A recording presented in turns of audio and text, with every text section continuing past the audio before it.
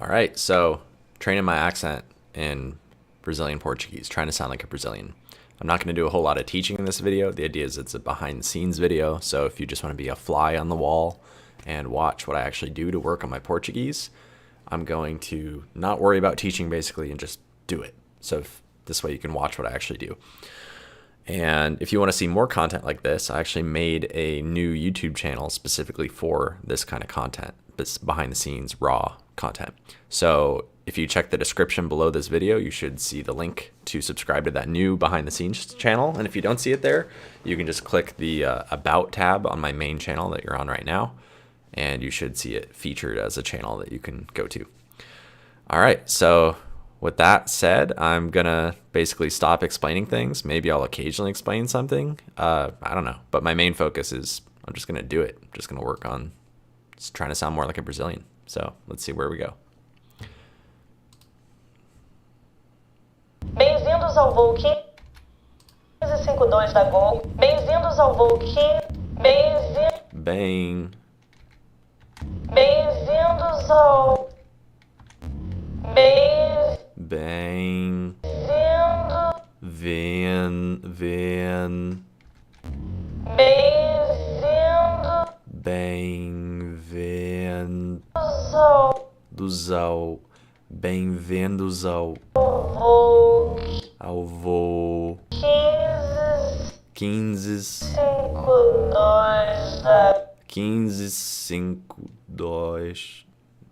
Bem-vindos ao voo 1552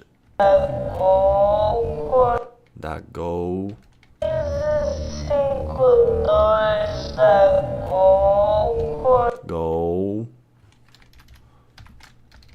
Bem-vindos ao voo 1552 da Gol com Bem-vindos ao voo 15. Bem-vindos ao Bem-vindos ao voo. Bem-vindos ao voo. Bem-vindos ao voo. Bem-vindos ao Bem-vindos ao voo. Bem-vindos ao voo 1552 da Gol. 1552 da Gol. Bem-vindos ao voo 1552. Bem-vindos ao voo 1552 da Gol. Bem-vindos ao voo. Bem-vindos. 15. Bem-vindos ao voo. Bem-vindos. Bem-vindos. Bem-vindos. Bem-vindos. Bem-vindos. Bem-vindos. Bem-vindos ao voo. Bem-vindos. Bem-vindos. Bem-vindos. Bem-vindos ao voo. Bem-vindos ao voo. Bem-vindos ao voo 1552. Voo. Bem-vindos ao voo 1552 Bem-vindos ao voo. Bem-vindos ao voo. da Gol. Bem-vindos ao voo. Bem-vindos ao voo 1552 da Gol com destino. Bem-vindos ao voo 1552 da Gol 2. Bem-vindos ao voo 1552 da Gol com Dois. destino a Bem-vindos ao voo 1552 da Gol 2 da Gol. com Gol. destino a Recife. Tempo estimado. Bem-vindos ao voo 1552 da Gol com Bem-vindos ao voo 1552 da Gol. destino a Recife. Bem-vindos ao voo Bem-vindos ao voo 1552 da Gol. 1552 da Gol com destino Da Gol. Bem-vindos ao voo 1552 da Gol. a Recife. Bem-vindos ao voo Bem-vindos ao voo. Bem-vindos ao voo 1552 da Gol. 1552 da Gol com Da Gol. Bem-vindos ao voo 1552 da Gol. destino a Recife. Bem-vindos ao voo 1552 da Gol com destino a Recife. Com destino. Bem-vindos ao voo 1552 da Gol Com destino. a Recife. Com destino a Com destino. da Gol com destino 52 da Gol com destino a Recife. Com Condestina. Da Gol, condiciona Condestina. Mas da Gol, condiciona Recife. Condestina Recife. Gol, condiciona Recife. Recife. Gol, condiciona Recife. Recife. Recife. Recife. Condiciona Recife. Recife. Recife. Recife. Condestina Recife. Condestina Recife. Condestina Recife. Recife. Recife. Bem-vindos ao voo 1552 da Gol com destino a Recife. Condestina Recife. Tempo estimado de voo, Bem-vindos ao voo 1552 da Gol com destino a Recife. Tempo estimado de voo, 2 horas... Bem-vindos ao voo 1552 da Gol com destino a Recife. Tempo estimado de voo, 2 horas e meia. 2 horas e meia. 2 horas e meia. 1552 da Gol com destino a Recife. Tempo estimado de voo, 2 horas e meia. A partir de horas da Gol com destino a Recife. Tempo estimado de voo, 2 horas e meia. Tempo estimado de voo. 1552 da Gol com destino a Recife. Com destino a Recife. Tempo. Condestina a Recife. Bem-vindos ao voo 15...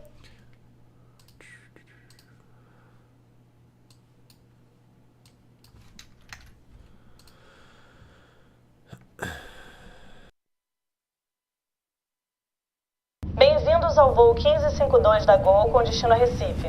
Tempo estimado de voo, 2 horas e meia. A partir de agora, o Wi-Fi está liberado. Boa viagem.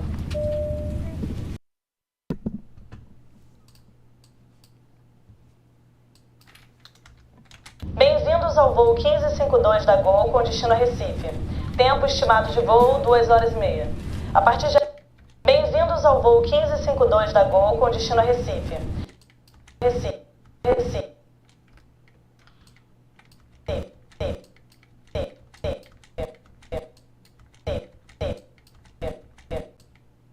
Recife.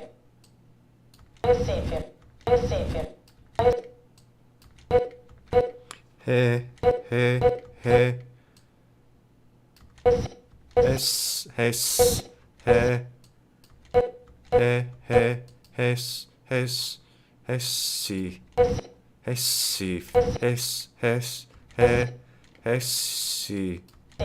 Recife. Re.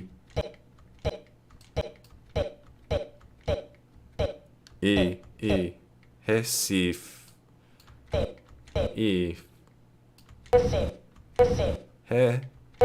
Recife. C,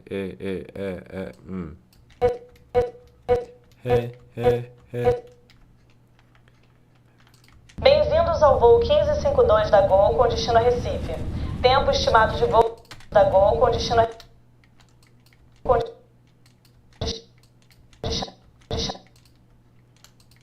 Tempo estimado de voo... Tempo estimado de voo, 2 horas e meia. A partir de agora, o Wi-Fi está liberado.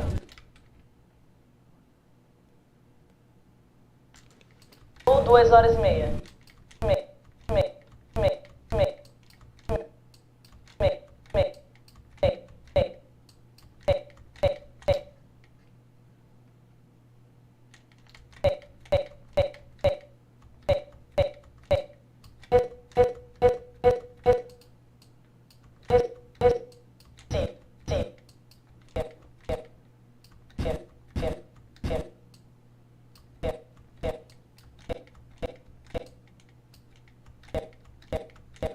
Recife. Fe. E.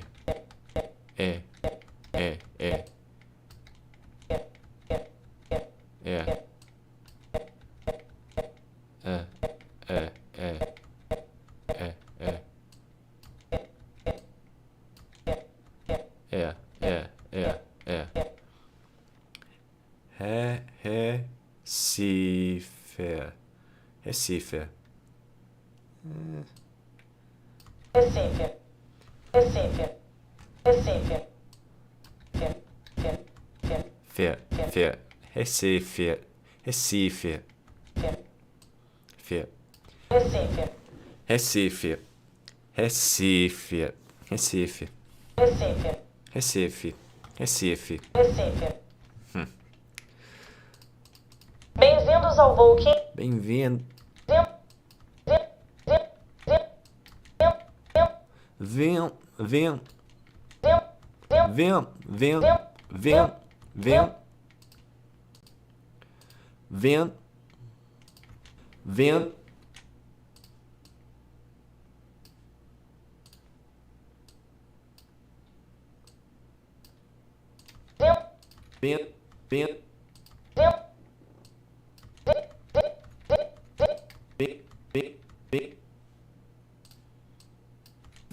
vem, bem-vindos. Bem-vindos ao voo. Bem-vindos ao voo 15. Bem-vindos ao voo. Bem, bem, bem, bem, bem, bem, bem, Bem, bem, bem, bem, bem, bem, bem, bem, bem, bem.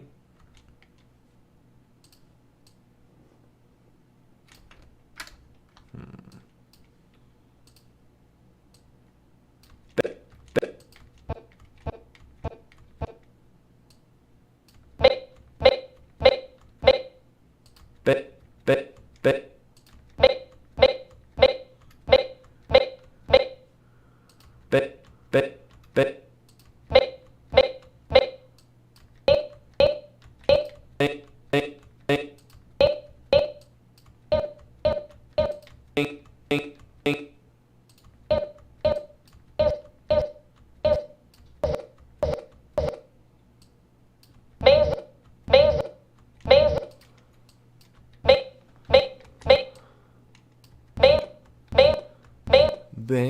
be, be,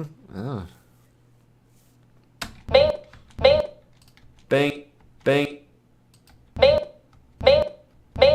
bem, bem, bem, bem, bem. Bem-vindos ao voo 15.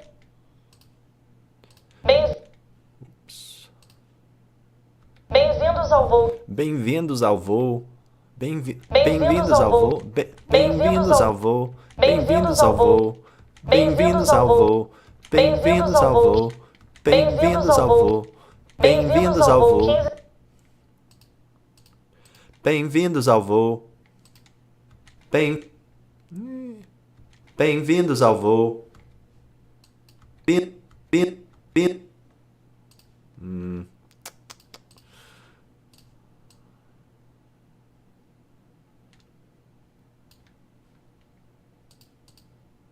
Bem-vindos ao voo 15. Bem-vindos ao voo. Bem, Bem, bem, bem, bem.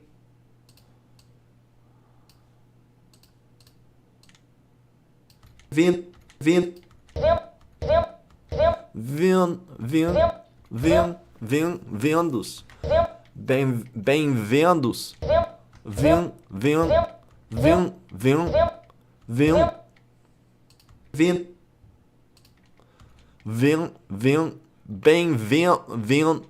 Bem-vindos. Vin, bem-vindos. Vendos. Dos. Vendos. Vendos. Vendos. Vendos. Bem-vindo.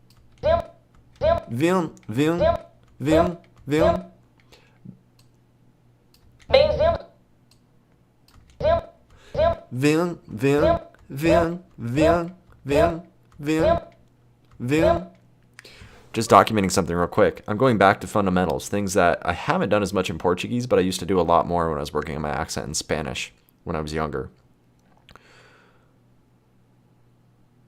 So that's exciting. There's a lot of Portuguese where I've just been, I've honestly not been doing some of the things that I recommend to people to do. Like I have not been, not that I don't do them at all, but I've not been doing them anywhere near as often as I should be. For instance, what I'm doing right now as you're watching, recording myself and comparing it, I have not done that anywhere near enough. And I used to do that a lot more in Spanish. And I think that was one of the key things. I can never know for sure exactly what contributed, what didn't. Anyways, I think that was likely one of the key factors that led to my pretty good results with, pretty great results. I don't know, depending on how you're going to find it. Good results with my accent in Spanish, maybe better than my accent in Portuguese. So yeah, back to basics. I think I need to record myself more and compare that recording. It's stupid that I haven't been doing that more. I think that would really compress the time to results and help me get better results as well. So like this is enlightening what I'm doing right now. I need to be doing this more. Anyways, back out of explanation mode, back into doing. Vendos.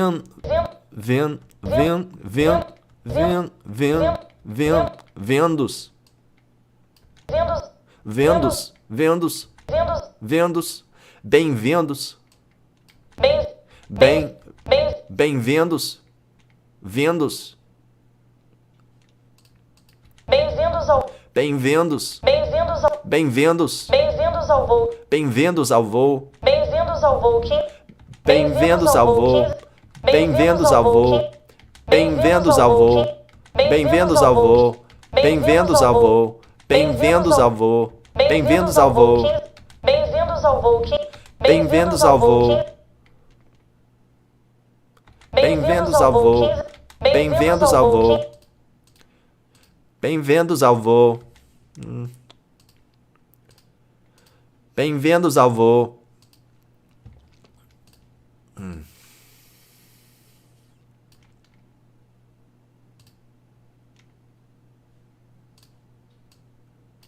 Bem, bem, Bem, vento, vento, vento, vento, vento, vento, vento, vento, vento, vento, maybe.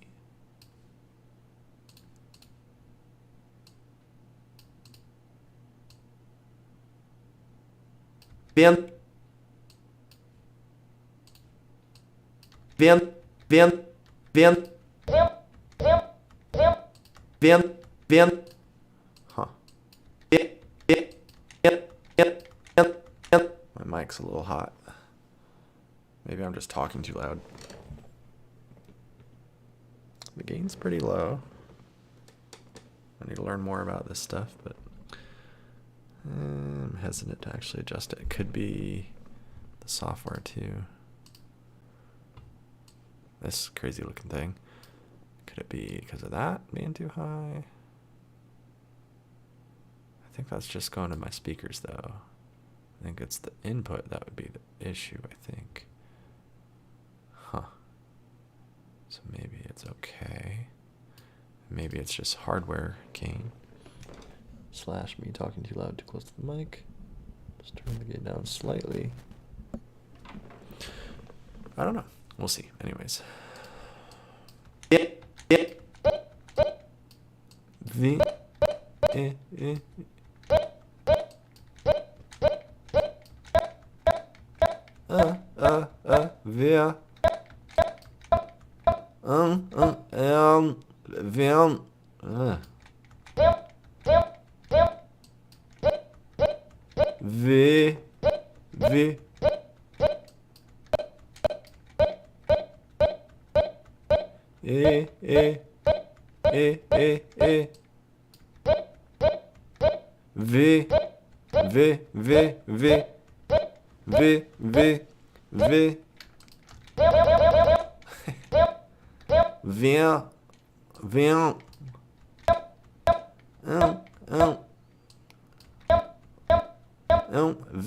Vendos. Vem.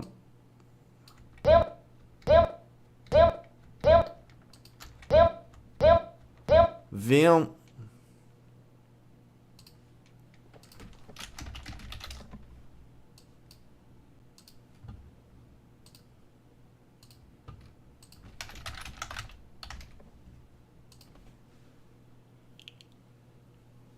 Bem-vindos ao meu canal. Vou falar. Sejam bem-vindos ao Sesc Vila Mariana.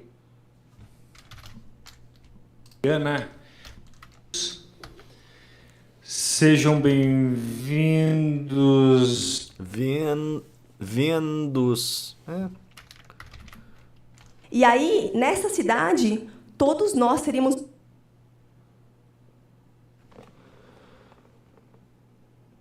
Olá pessoal, sejam bem-vindos a... Maybe I should be listening. I forgot about that. I should probably make it a process or use headphones more often. I think I can adjust that on the fly though. a videoaula da disciplina de Should still be working, hopefully. Educação Ética e Princípios de... Olá pessoal, sejam bem-vindos à videoaula da disciplina de Educação Ética e Princípios...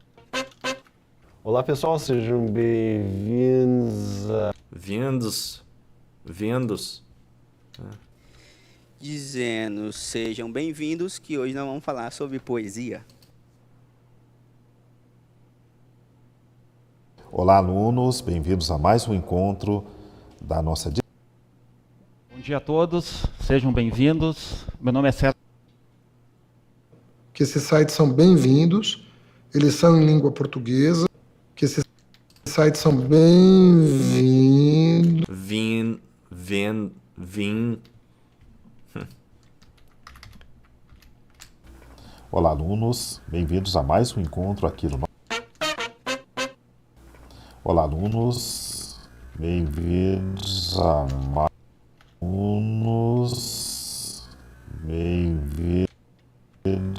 Bem-vindos. Vendos. Localizar.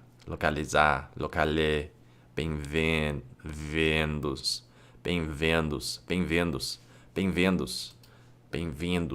Bem-vindos a mais um encontro. Mais um encontro. Eu não sei. Olá, alunos, bem-vindos a mais um encontro aqui no nosso curso. Olá, alunos, bem-vindos a mais um encontro aqui no nosso curso de Educação. A mais um encontro. Alright. Olá, alunos, bem-vindos a mais um...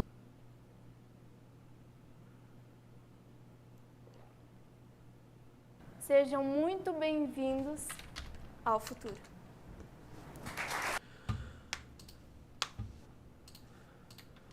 Bem-vindos ao voo 15. Bem-vindos. Bem-vindos. Bem-vindos ao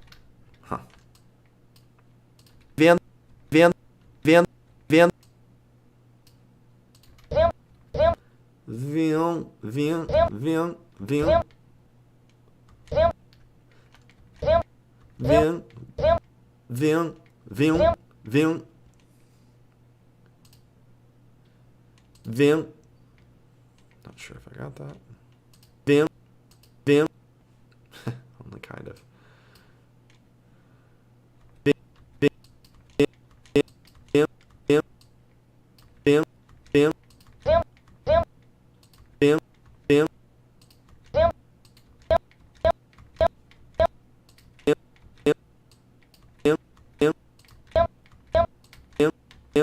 Nice. Closer.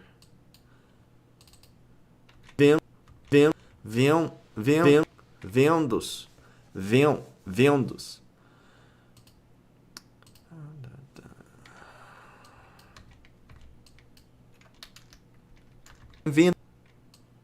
Porra, não. Vendos.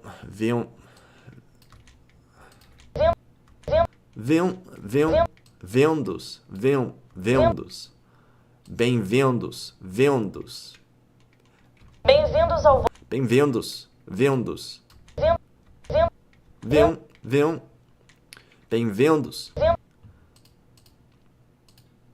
Bem-vindos ao voo. Bem-vindos. Bem-vindos ao. Bem-vindos. Bem-vindos ao. Bem-vindos ao voo. Bem-vindos ao voo. Bem-vindos ao voo. Bem-vindos ao voo. Bem-vindos ao voo. Bem-vindos ao voo. Bem-vindos ao voo.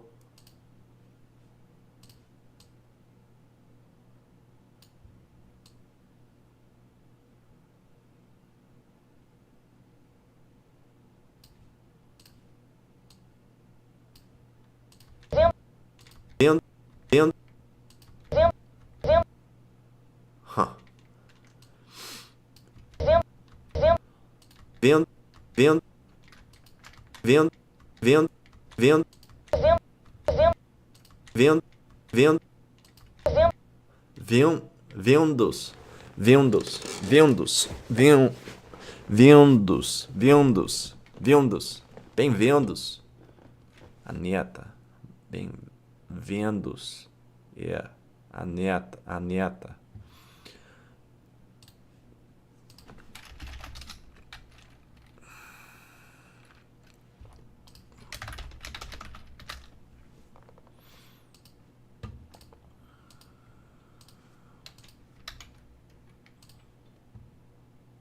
Vamos conversar com a mulher mais poderosa do Brasil. Vem pra cá, Anitta!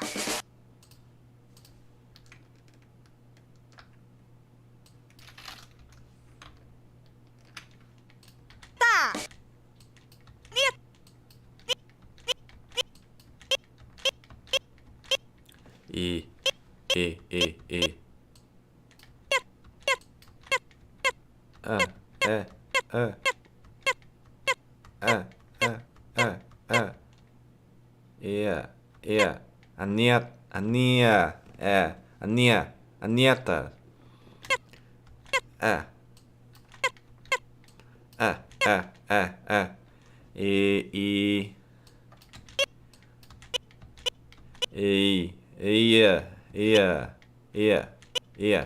Yeah. A neta. A neta. Tá. A neta.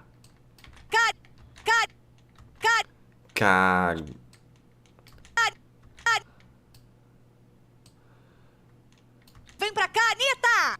Vem pra cá, Anitta! Vem pra.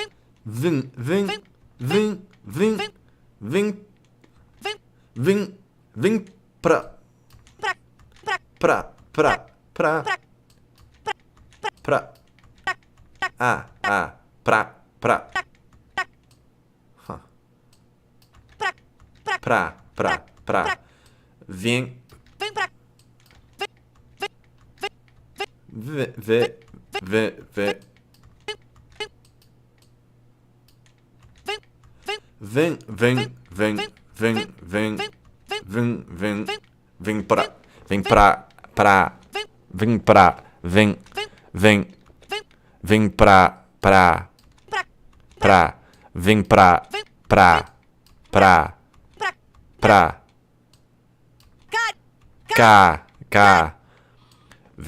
Vem pra cá. Oh, I can check the clipping here. Let's see.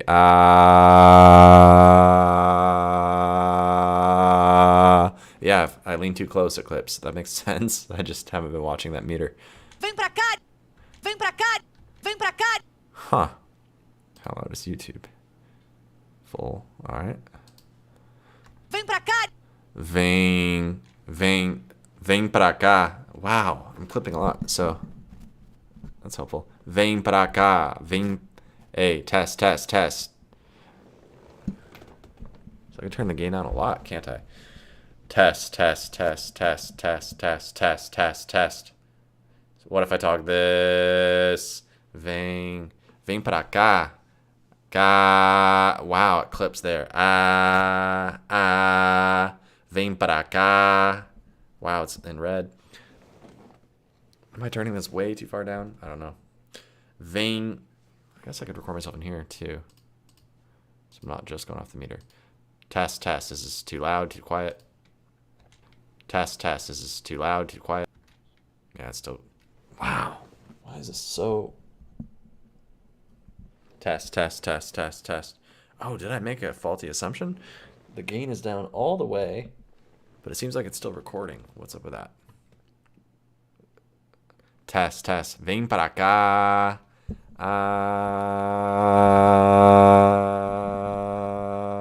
Weird. All right.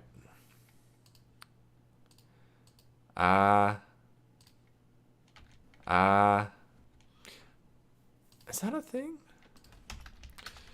Blue Yeti gain all the way down, not 0. Is that just how it's set? Minimum.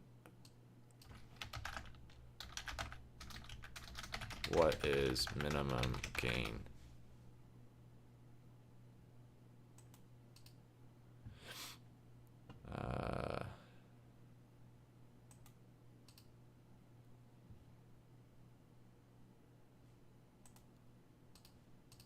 Yeah, this is confusing me. Normally I would do this offline, but hey, this is the experimental channel. That's fine.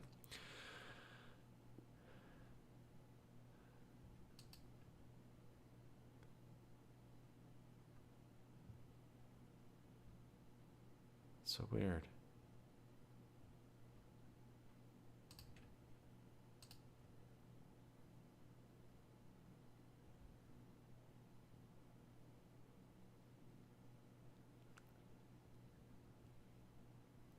Test, test.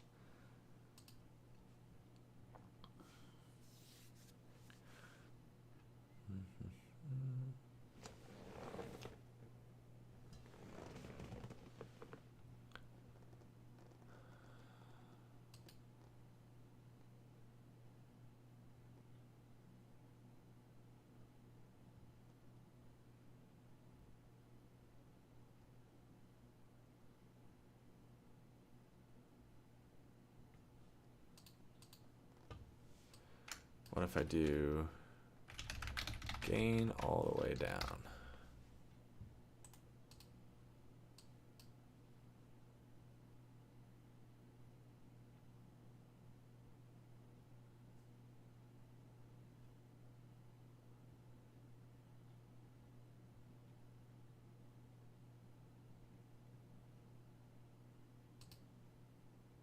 Huh.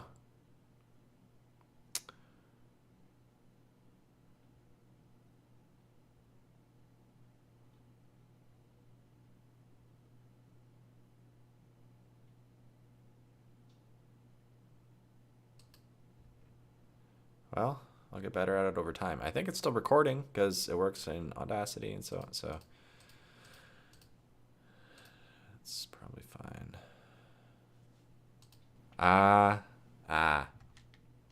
Vem pra cá. Vem pra cá. Yeah. I can work my hesitation sounds and the vowel and all that stuff. Pra cá. Vamos conversar com a mulher mais poderosa do Brasil. Vem pra cá, Anitta! Anitta! Vamos conversar com a mulher... Vem pra cá. Cá. Vem pra cá. Vem pra cá, Anitta. Vem pra cá, Anitta! Vem pra cá, Anitta. Vem pra cá, Anitta! Tá. Something like that. Vem pra cá. Vem pra cá, Anitta.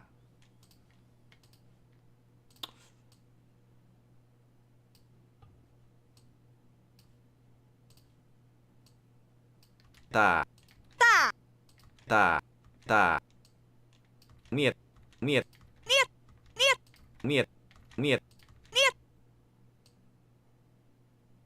Cá.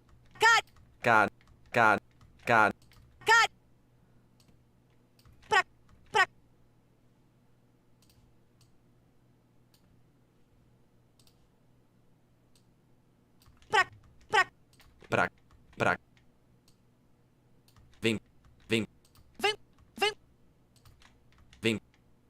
Vem pra cá, Anitta. Vem pra cá, Anitta. Vem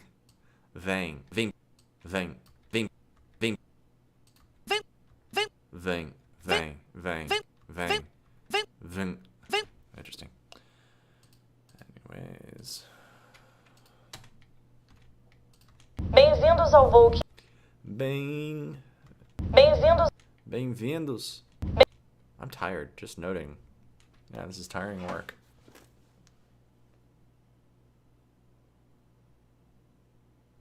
Still gonna be satisfying.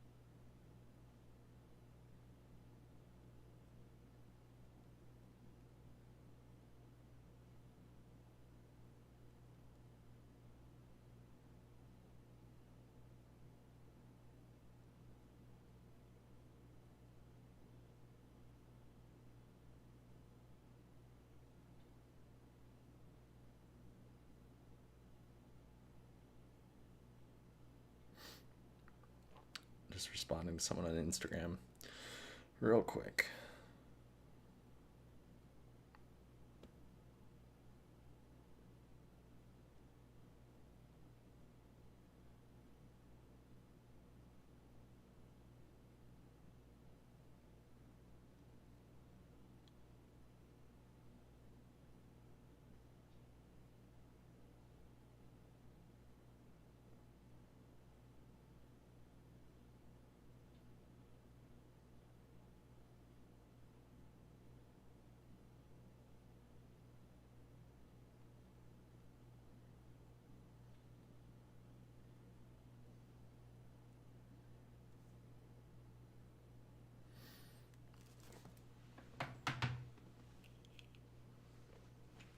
Back to it. Bem-vindos ao voo. I should sleep soon.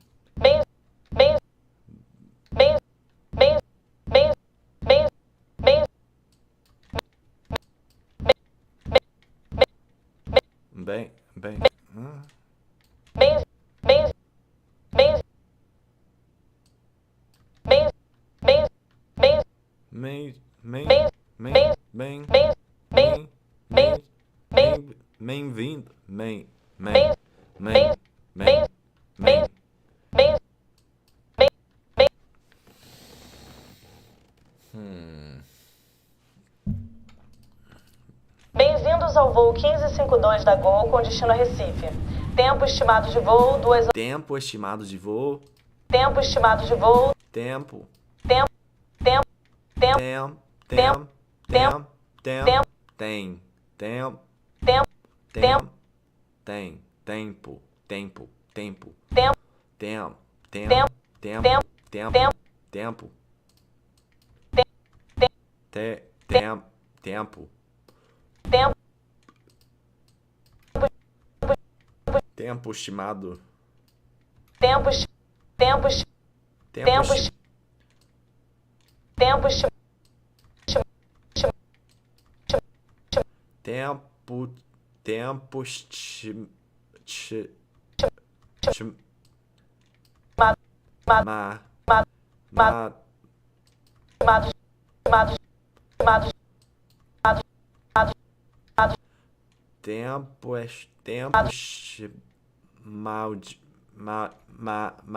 Mal de voo. How do we do that? Tempo estimado de voo.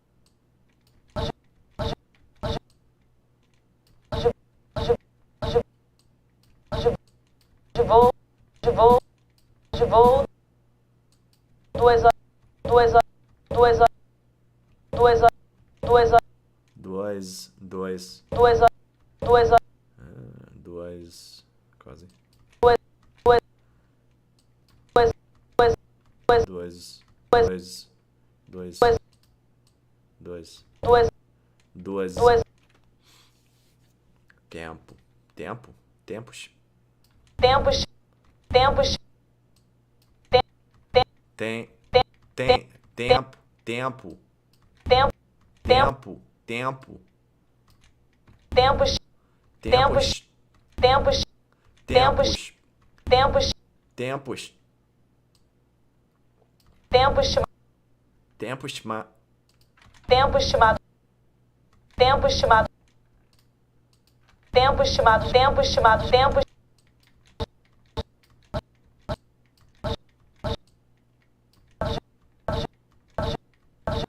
Tempo estimado de voo. Mal de.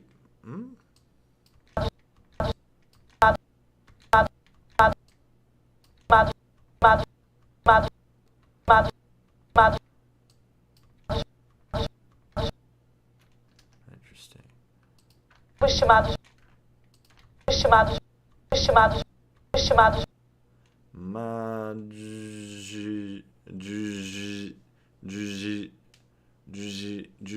Estimados.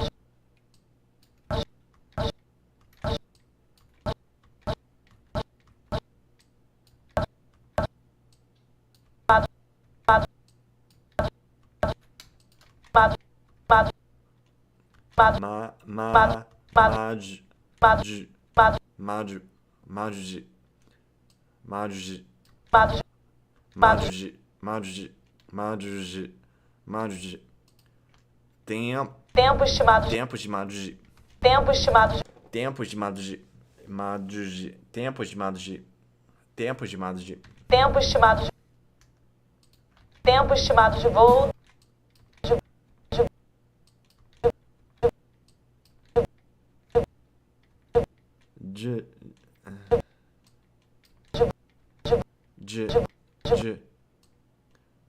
Tempo estimado de voo. Tempo estimado de voo. Tempo estimado de voo.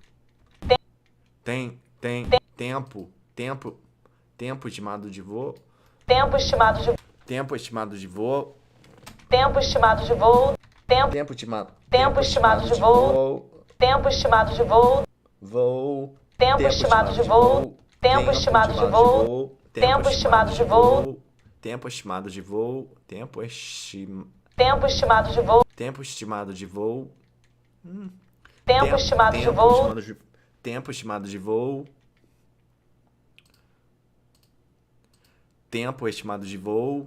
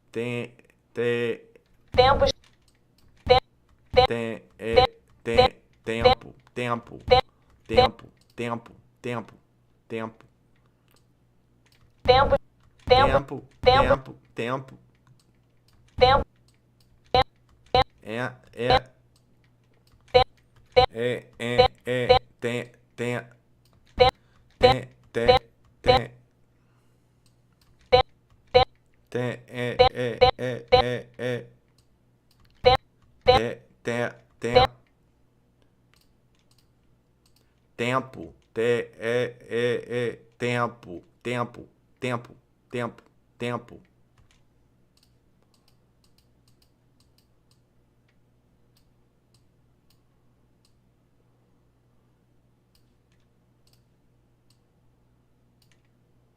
tempo, tempo, tempo, tempo.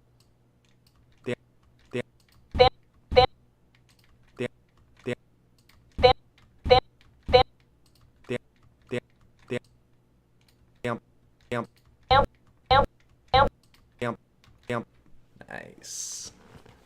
T, E, E, E, E, E, E, E. T, E, E, T, E, tempo, tempo, tempo. Tempo, tempo, estimado de voo. Tempo, tempo, tempo. A gente tem tempo, tempo. Tem, tem, tem. Tem, tem e tempo. Diferentes, né? Diferentes, eu acho.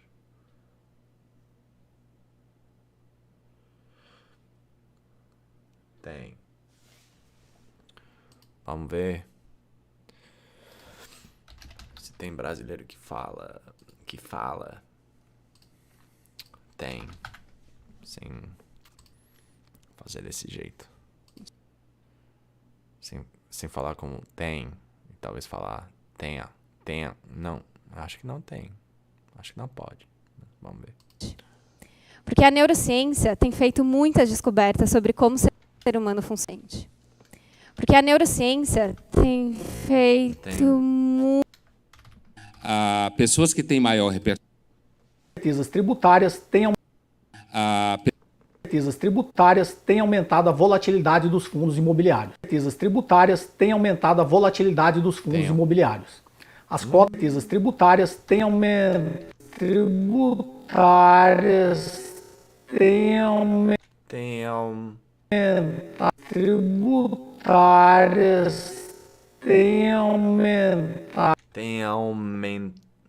Tem aumentado. Fundos imobiliários. Entre 2 a 5 anos, dependendo, né, da LF que está sendo ofertada. Então você já entendeu que LF não tem liquidez diária. Se quiser colocar seu dinheiro no LF, né, alinhe muito bem para que o vencimento desse título case com o objetivo que você tem para o dinheiro. Em relação à tributação do imposto de renda, vou explicar agora como é que funciona. Vai seguir a tabela regressiva do IR, o que significa que no vencimento aqui de paraquedas no canal, nós somos uma empresa de educação e consultoria que tem um único objetivo: ajudar você a importar da empresa de educação e consultoria que tem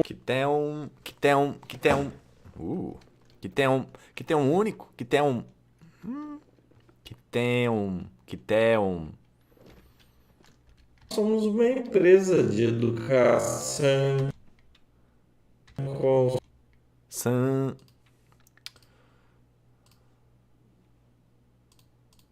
No, not that.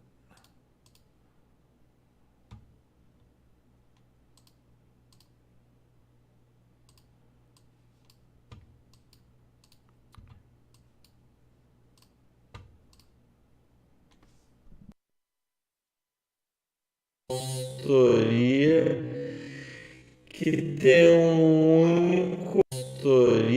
que tem um único objetivo: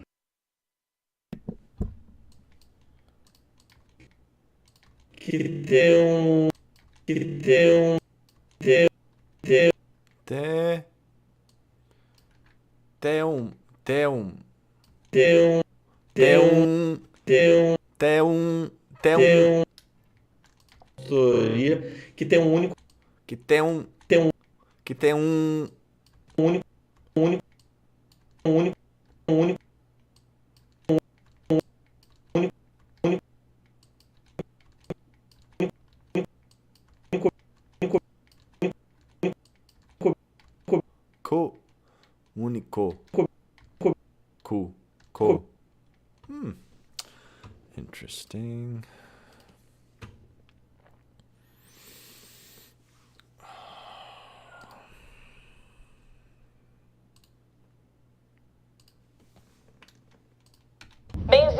voo 1552 da... Bem-vindos, bem-vindos, bem, bem, Bem... Bem... Bem... bem, bem, Bem... bem-vindo, bem-vindos, bem-vindos, bem-vindos, bem-vindos, vendo, tem, tempo, tempo, tempo. Esqueci de fazer isso. Poxa. Pra quê, né? Por que a gente vai gastar nosso tempo exercitando a nossa empatia? Exercitar a nossa empatia. Mas pra quê, né? Nasce empático e que a gente pode exercitar a nossa empatia. Mas pra quê, né? Por que a gente vai gastar nosso tempos? Essas pessoas normalmente não têm tempo para se dedicar à política.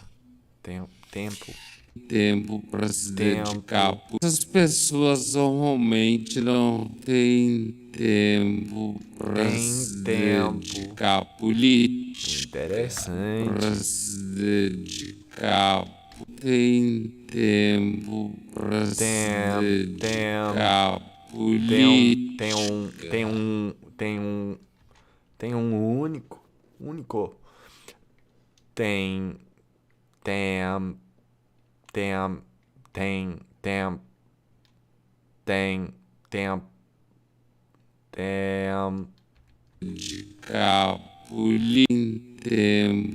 Normalmente não tem tempo. Tempo.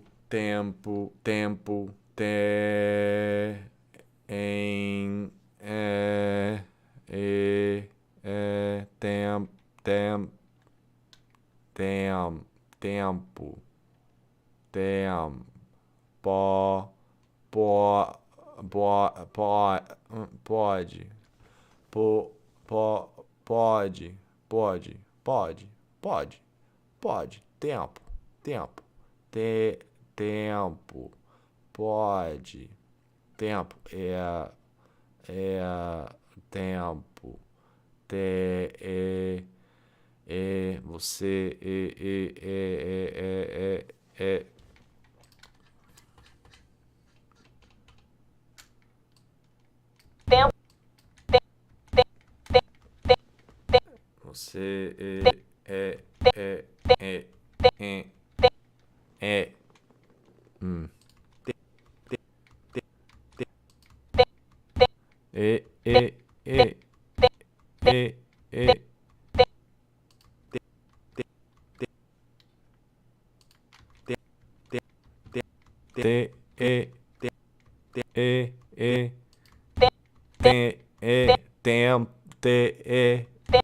Tempo. Você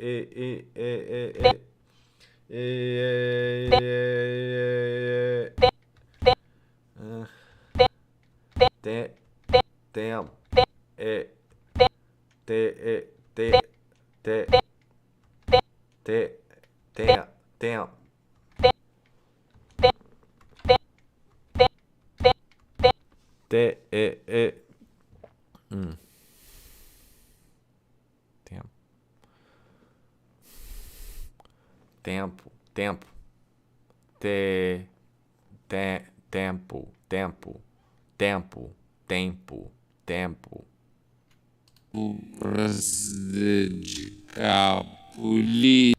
Tempo para se dedicar. A gente não tem tempo.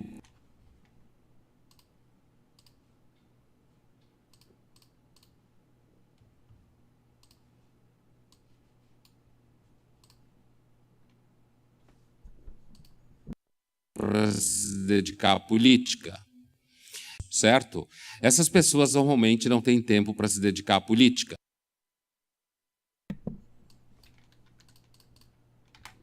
Essas pessoas normalmente não têm tempo para essas pessoas normalmente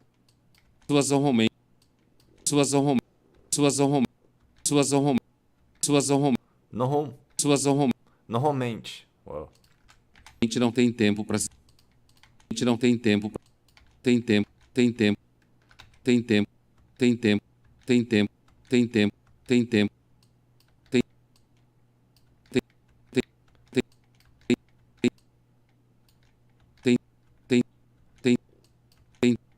tem tem tem Tem. tem Te. tem tem Te. Te. Te. Tem. Tem. Tem. tem Tem. tem Tem. tem In. tem Tem. Tem. Tem. Tem. tem Tem. Tem. tem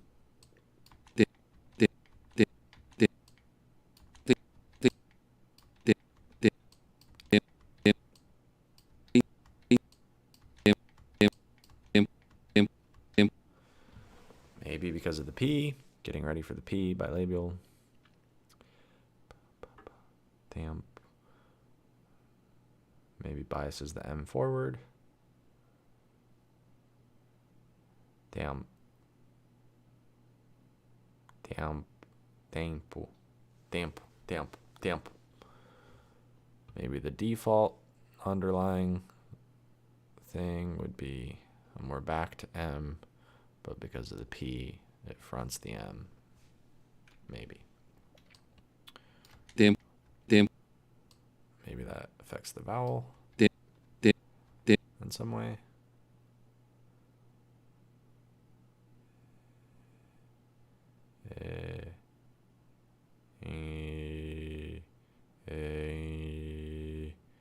I'm not sure why.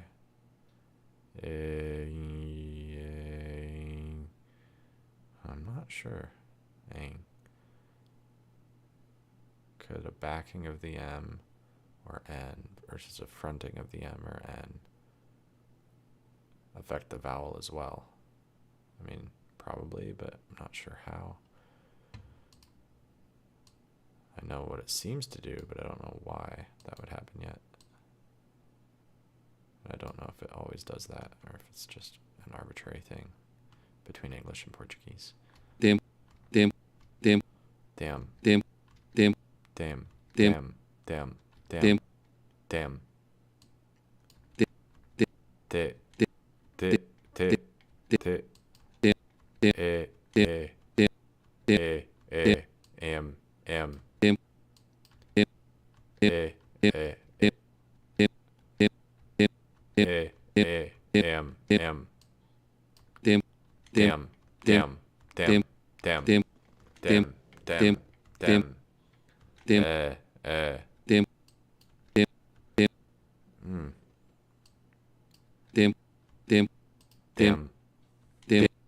Oops. I gotta. That's annoying. Let's do it like this. Tempo pra. Tempo pra. Tempo pra. Damn. Tempo pra. Tempo pra. Tempo. Tempo. Tempo. Tempo. Tempo. Tempo. Tempo. Tempo. Tempo. Tempo. Damn. Still cut it off. Damn. Damn. Damn. Damn. Damn. Damn. Damn. Damn. Damn. Damn. Damn. Damn.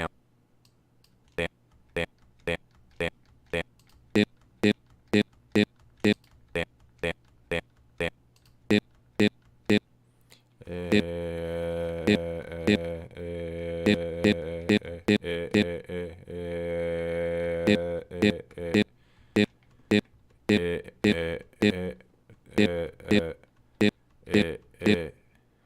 It's hard to find. Damn. Damn. Damn. Damn. Damn. Damn. Damn. Damn. Damn. Kind of like Tim in English, kind of. Damn. Damn. Tempo pra se de... Damn. Damn. Damn. Damn. Damn. Damn. Let's try that. Damn. Damn.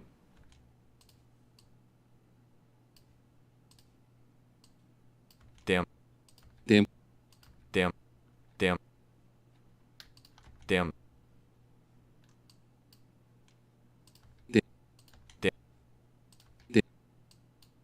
Damn.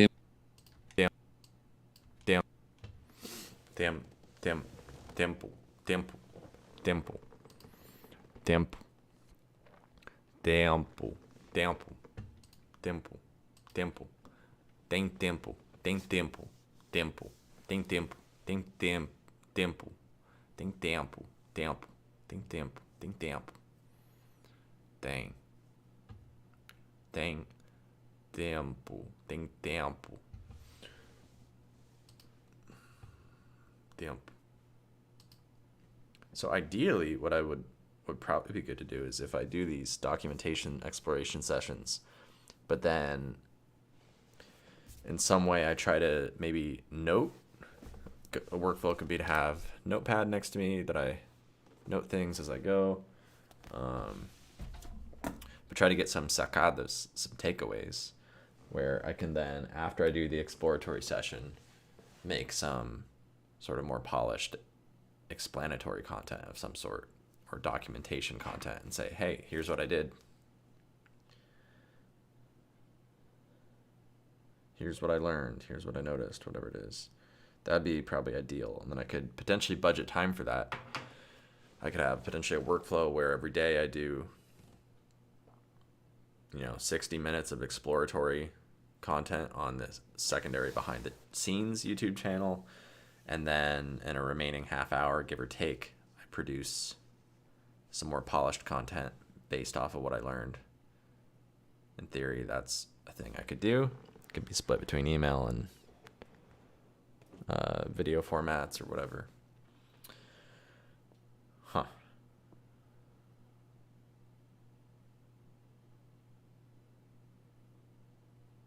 That would be one way to do it.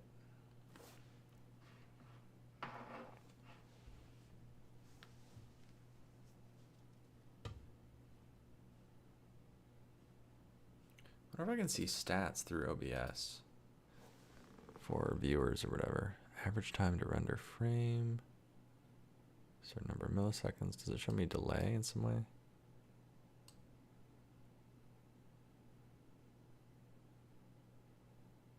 No, so they're just OBS stats, not YouTube stats. Okay. So I suppose I need to open up actual YouTube if I want to see my YouTube stats. Let's see if I can go see that while I'm doing this. And again, I should sleep soon, but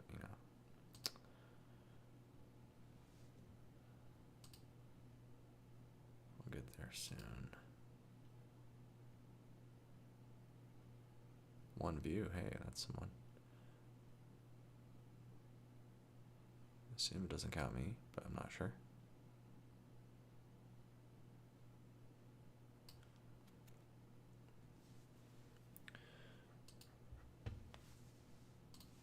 View in live control room or whatever.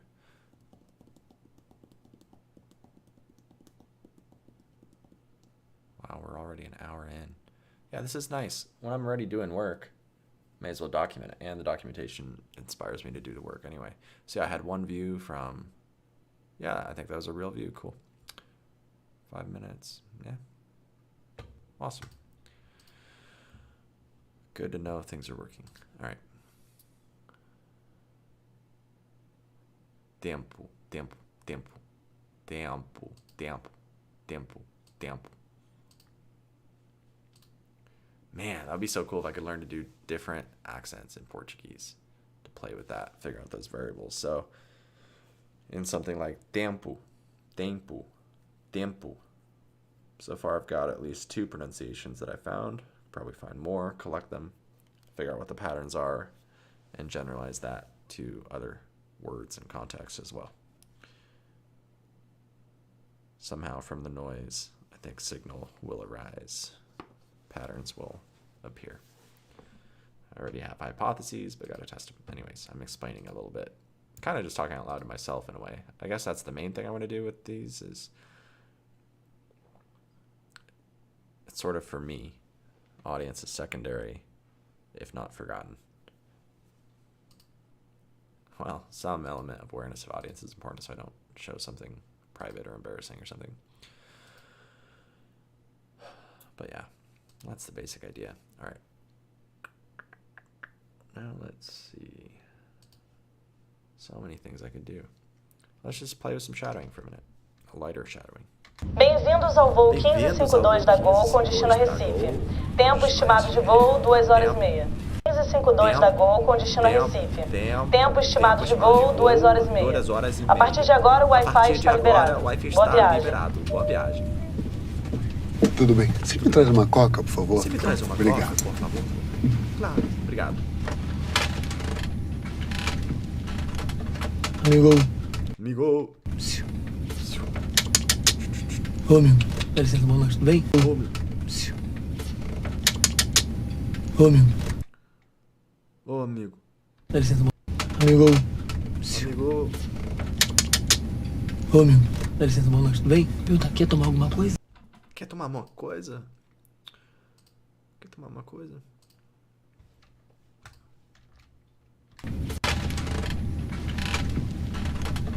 Amigo. Ô, amigo. Dá licença, bom lanche. Tudo bem? Eu tá quer tomar Ô, amigo. Dá licença, bom lanche. Tudo bem? Eu tá quer tomar alguma coisa? Ô, amigo. Dá licença, bom lanche. Tudo bem? Eu tá quer tomar alguma coisa? Subtitles are not always right. Ô, amigo. Dá licença, bom lanche. Tudo bem? Eu tá quer tomar alguma coisa? Quer. Ô, amigo. Dá licença, bom lanche. Tudo bem? Eu tá quer tomar alguma vem. Eu tá quer Perguntar. Deixa te perguntar. Perguntar. Vem. Eu tá quer Perguntar. tomar vem. Eu tá quer Perguntar. tomar vem. Perguntar. Perguntar. Quer tomar Quer. vem. Eu tá quer Você é. tomar vem. Eu tá quer Nice. That's pretty clear to me. But if I say quero, now it's quero. Quero. So I think it switches when you conjugate it in certain forms. Maybe there's some arbitrary split, or whatever the patterning is. It could be arbitrary. But between que and quero, the changes pronunciation. Documenting out loud stuff that I don't really need to say out loud, but just adding a little bit more explanation. That's what I'm playing with right now.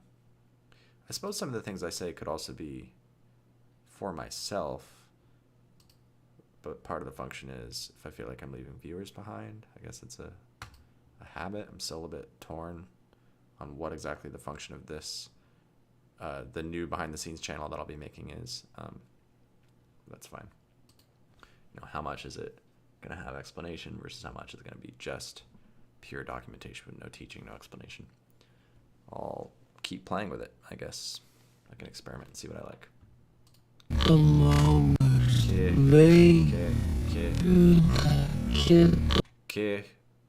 tomar. Quer tomar.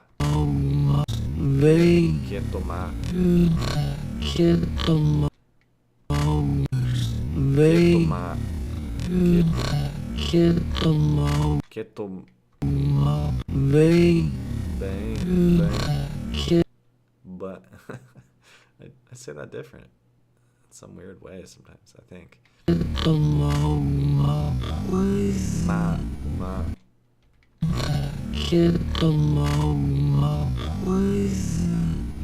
Coisa que tomar uma coisa. Quer tomar alguma coisa? Alguma? Dá licença, bom lanche. I don't know if he said uma or alguma. Vem, quer tomar alguma coisa? I think he said alguma. Dá licença, bom lanche. Vem, quer tomar alguma coisa? Dá licença, bom lanche. Vem, Quer tomar alguma coisa? And that would make more sense anyway, if he said alguma. And the G got kind of swallowed or deleted or whatever. Alguma, I think. Alguma, or softened. Dá licença, Molas, tudo bem? Quer tomar alguma coisa? Alguma, alguma. Molas, tudo bem? Quer tomar alguma coisa? Quer tomar alguma coisa? Alguma. Molas, tudo bem? Quer tomar alguma coisa? Quer tomar alguma coisa? Ô, meu, dá licença, Molas, tudo bem? Quer tomar alguma coisa? Quer tomar alguma coisa?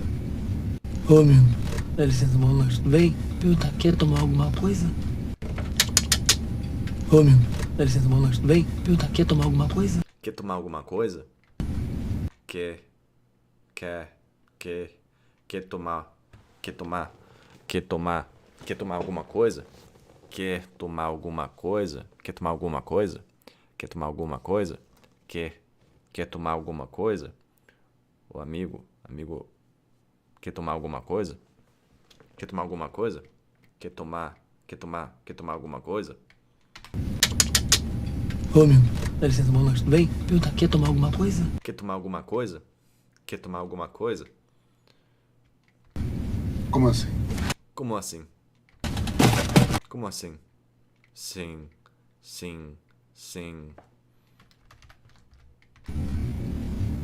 Como assim? Como assim? Uma coisa? Como assim? Quer tomar alguma coisa? Como assim? Como assim?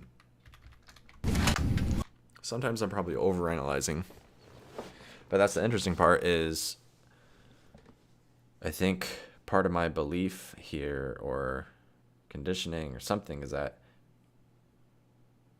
if I have blind spots, I can't trust myself to know where to focus and where not to focus, or I should have some element of distrust there, some amount of distrust, because there may be times where I think, I don't need to work on that. I'm already good at that part. I already know that part. That's an old friend. I recognize it. I can say that. I like, that's fine. I'm pretty sure I say that part like a native already. Nothing to see here. But when I think that, sometimes I'm wrong. So yeah, maybe I'm over-analyzing, but maybe not. Or maybe over-analyzing is a useful way to go to discover hidden value that other people don't find. Or that I otherwise wouldn't find, or wouldn't find for a long time, or whatever. Maybe I'm compressing the timeline.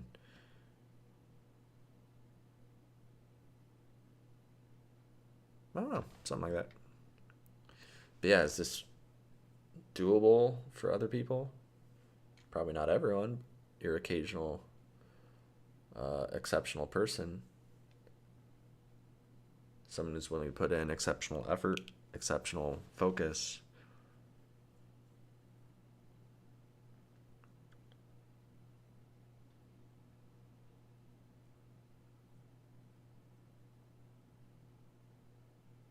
Yeah, maybe it takes more effort than most people do. But I also think it's pretty much guaranteed to give results. Nothing's truly guaranteed, of course, but I think doing this kind of approach significantly increases the probability or certainty or whatever, likelihood of results. Of very good results. I don't know. I'll keep figuring it out. Ô, meu, dá licença, Molas, tudo bem? Quer tomar alguma coisa? Quer tomar alguma coisa? Como assim? Como assim? Deixa eu falar. Aqui tem refrigerante, alguma coisa? Como assim? Deixa eu falar. Aqui tem... I think he said, deixa eu falar. Deixa eu falar. I think. Quer tomar alguma coisa? Como assim? Deixa eu falar. Deixa eu falar. Quer tomar alguma coisa? Como assim? Yeah, deixa eu falar. Aqui tem refrigerante, água de Deixa eu falar. Deixa eu te falar. coco. Como assim? Aqui tem refrigerante, água de coco, mate. Aqui tem refrigerante. Aqui tem. Let's see how he said thing here. Como assim? Aqui tem refrigerante, Thing. água de coco. Aqui tem refrigerante, água de I don't know. And some part of me is also like, I don't care. I'm getting tired, I should sleep, etc. So I might be starting to overinvest. And I should dial it back a bit. So maybe I'll go back to lighter invitation. Sort of a more traditional shadowing type approach. So less steep, more light, more superficial, whatever. And then probably stop and go to bed pretty soon. coco, mate. Como assim? Aqui tem refrigerante, Aqui tem refrigerante, água de coco, mate. água de coco, Suco de laranja. 3 reais, não. Aqui tem refrigerante, água de coco, mate. Suco de laranja.Ovat? What did he say there? Aqui tem refrigerante, água de coco, mate. Suco de Mate. Mate. Aqui tem refrigerante, água de coco, mate. Suco de laranja. Oh, maybe he said oh. Oh. I don't know. 3 reais. Laranja. Aqui tem refrigerante, água de coco, mate. Suco de laranja. 3 reais. Maybe you just said oh. Não. Aqui tem refrigerante, água de coco, mate. Suco de laranja. 3 reais. Não, obrigado. Eu acabei de pedir. Água de coco, mate. Suco de laranja. 3 reais. Não, obrigado. Eu acabei de pedir pra comissária. That was interesting. Whatever he said didn't seem like it matched the subtitles, and maybe it's slang for money. I don't know. I'm not used to that. So if I wanted, I could go check what it said in the subtitles. Is that what it was? Obrigado. Mate, suco de laranja. 3 reais. Não.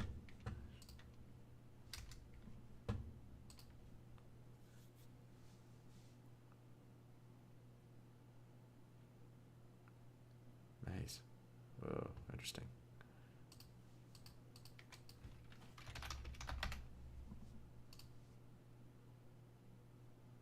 Aquele traineira que é 20 reais e de volta, que tu faz tranquilo, depois tu até um aquele traineira que é 20 reais e de volta. Que tu...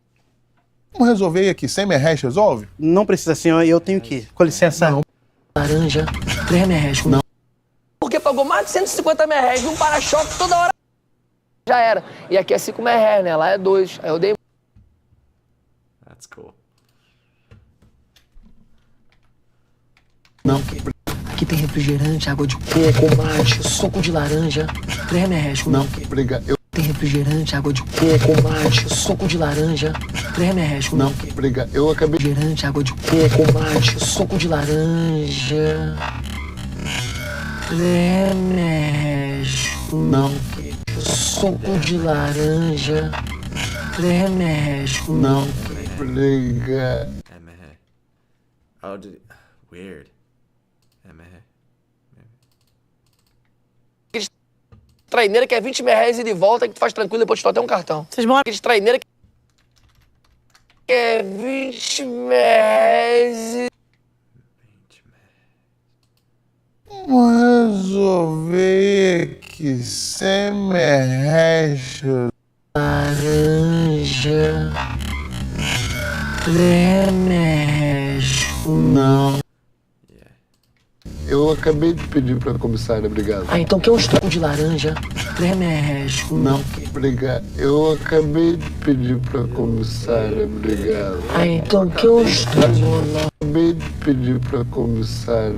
Pra comissária. Obrigado. Ai. Obrigado. Eu acabei de pedir pra comissária. Pra comissária. Eu acabei de pedir pra comissária. Pra comissária. Sária, obrigado. Eu acabei de pedir pra comissária. Pra comissária, obrigado. Ai, então, que um estrogonofe pra acompanhar? Estrogonofezinho de frango, já vem com champanhe. Stroganoff.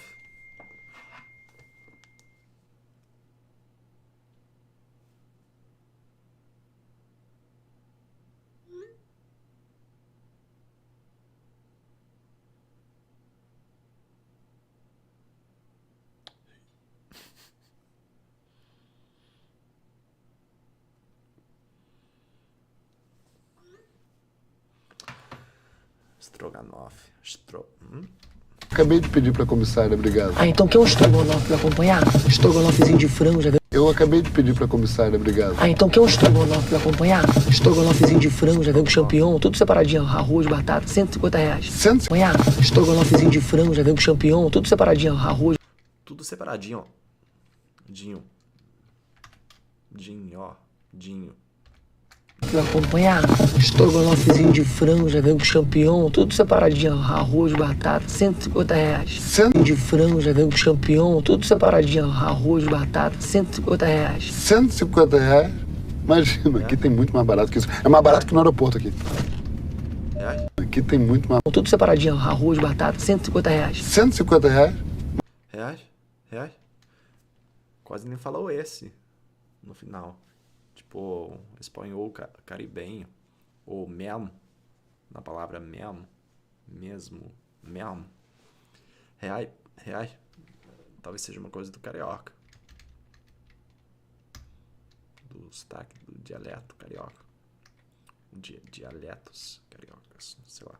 De frango, já vem com champignon. Ou além disso, não sei. Mas é interessante.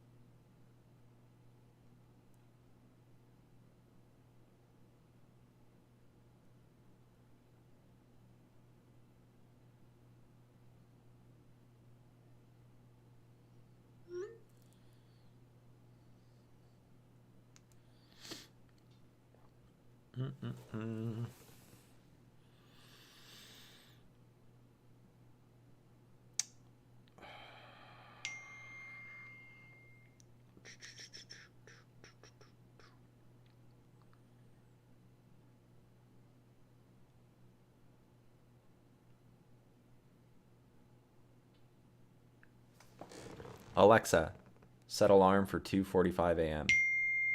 Alarm set for 2:45 a.m. tomorrow. Alexa, set alarm for 2:45 a.m. on the other Alexa. Alarm set for 2:45 a.m. tomorrow. That did not work.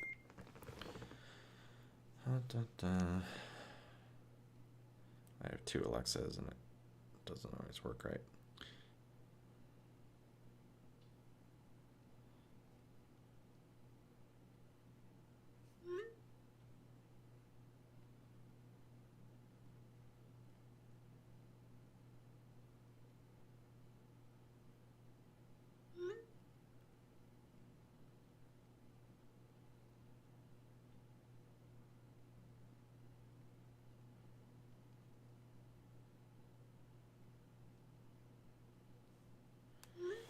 All right. Tudo separadinho. Arroz, batata. Tudo separadinho. Arroz. R$ 150. Pra acompanhar? Estrogonofezinho de frango, já vem com champignon. Tudo separadinho. Arroz, batata, R$ 150. Acompanhar? Estrogonofezinho de frango, já vem com champignon. Tudo separadinho. Arroz. Não. Acompanhar? Estrogonofezinho de frango, já vem com champignon. Tudo separadinho. Arroz, batata, R$ 150. R$ 150? Mas... Arroz, batata, acompanhar? Estrogonofe. Pedir pra comissária, obrigado. Ah, então quer um estrogonofe pra acompanhar? Estrogonofezinho de frango, já vem com champignon, tudo separadinho. Arroz, batata, R$ 150. R$ 150? Imagina, aqui tem muito. Batata, R$ 150. R$ 150? Champignon, tudo separadinho. Arroz, batata, R$ 150. R$ 150? Aqui tem arroz, batata, R$ 150. Cozinho de frango, já vem com champignon, tudo separadinho. Separadinho. R$ 150. R$ 150.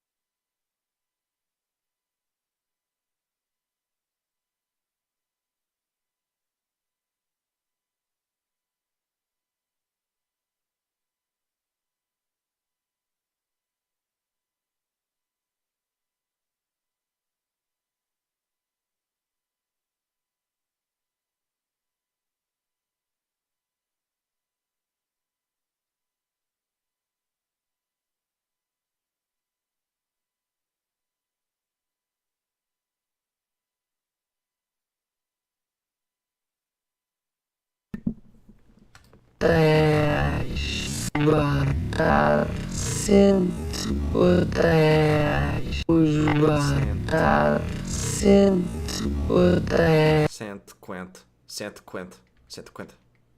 Arroz, batata, 150 reais. Arroz, batata, 150 reais.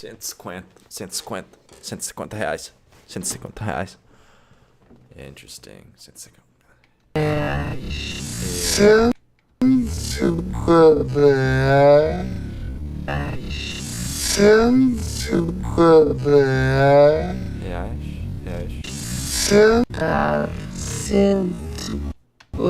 Arroz, tudo separadinho. Já vem o champignon, tudo separadinho. Arroz, de frango, já vem o champignon, tudo separadinho. Já vem o champignon, tudo separadinho.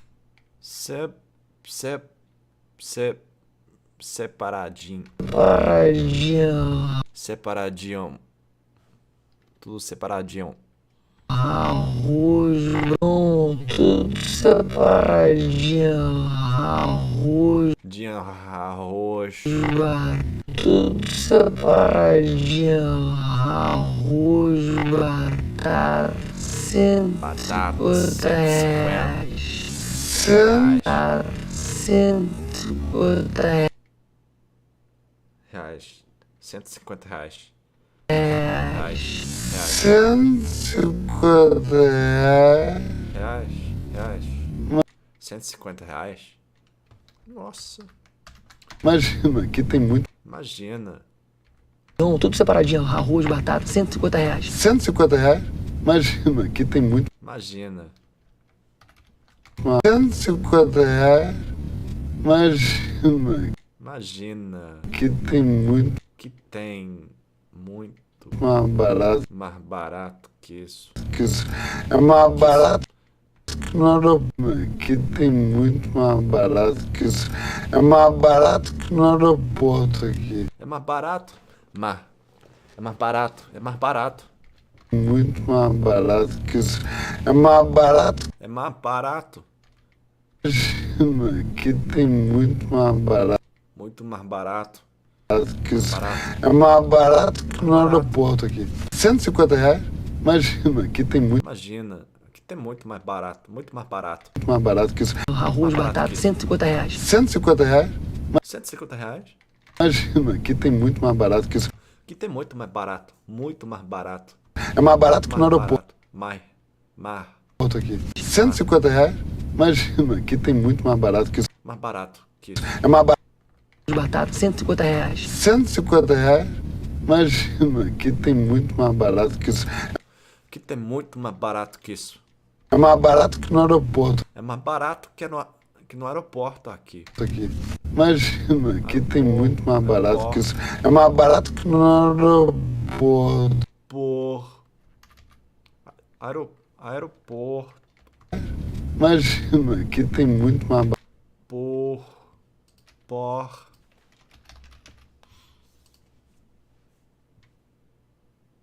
Fogão.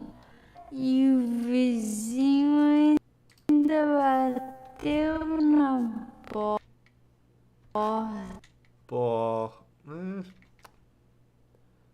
Not sure. E é muito melhor que você faça um porta bem feito. Você tem um lavabo que é central, o desgaste das peças sanitárias, da torneira, da porta, das dobradiças, elas vão gastar muito mais, porque você utiliza mais essas dobradiças, essas peças. Você tem um lavabo que é central, o desgaste das peças sanitárias, da torneira, da porta, das dobradiças, da torneira, da porta.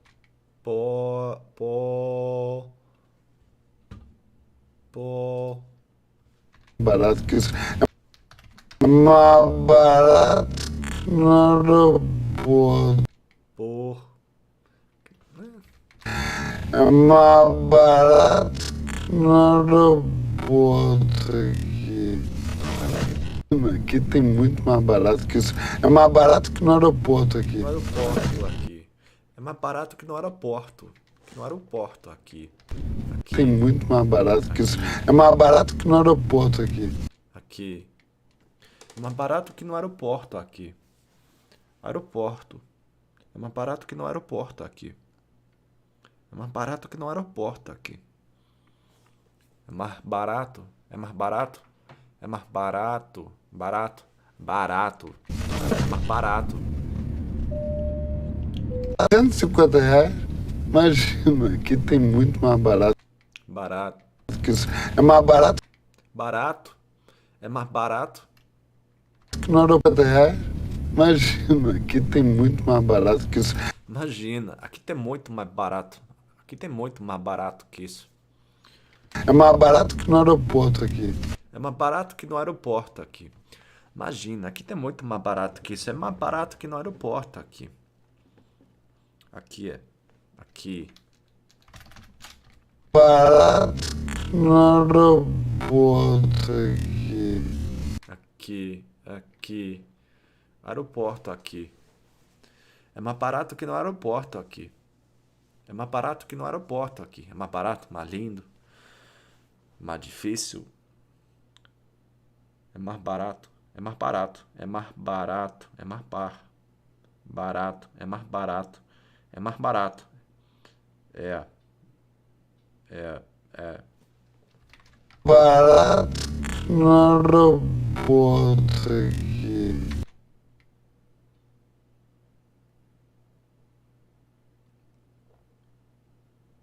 Barato no aeroporto. É mais barato. Barato que isso. É mais barato que isso. É mais barato. É mais barato que no aeroporto aqui. É mais barato que no aeroporto. Mais barato Mais barato. no aeroporto aqui. Porto aqui. Imagina, aqui tem muito. Bom, tudo separadinho, arroz, batata, R$ 150. R$ 150. R$ 150 reais.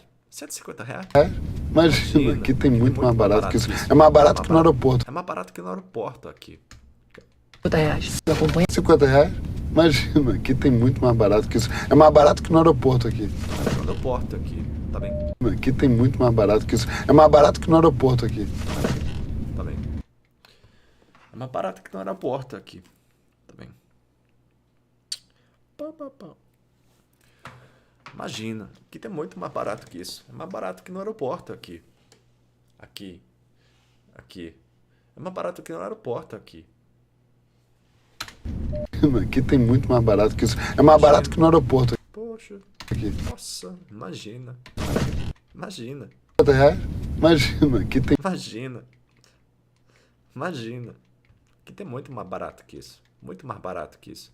Aqui tem muito mais barato que isso. Tem. Ou tem. Tem muito. Tem muito. Tem muito mais. Bom, tudo separadinho, arroz, batata, R$ 150. R$ 150. Imagina, aqui tem muito. Aqui tem. Aqui tem. Aqui tem. Aqui tem. Imagina, aqui tem muito mais barato que isso. Que isso. Aqui tem muito mais. Aqui tem muito mais barato que isso. Que isso. Que isso. Tem muito. Muito. Aqui tem muito mais barato que isso. Que isso. Imagina. Imagina. Aqui tem muito mais barato que isso. Aqui tem muito mais barato que isso. Mais barato que isso. Que isso. É mais barato. É mais barato. É mais barato. Less aspiration. É mais barato. É mais barato. Aqui tem muito mais barato. Mais barato. Yeah, he's not doing as much as I thought for that S. Or the H, or aspiration, or whatever. Aqui tem muito mais barato que isso. Aqui tem muito mais barato que isso. Mais barato que isso.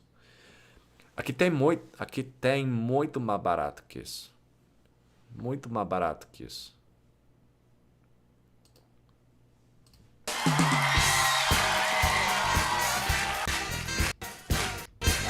Que hoje vai ter, eu tô muito feliz. Eu realmente é um prazer receber você aqui hoje. Vai ter, eu tô muito feliz.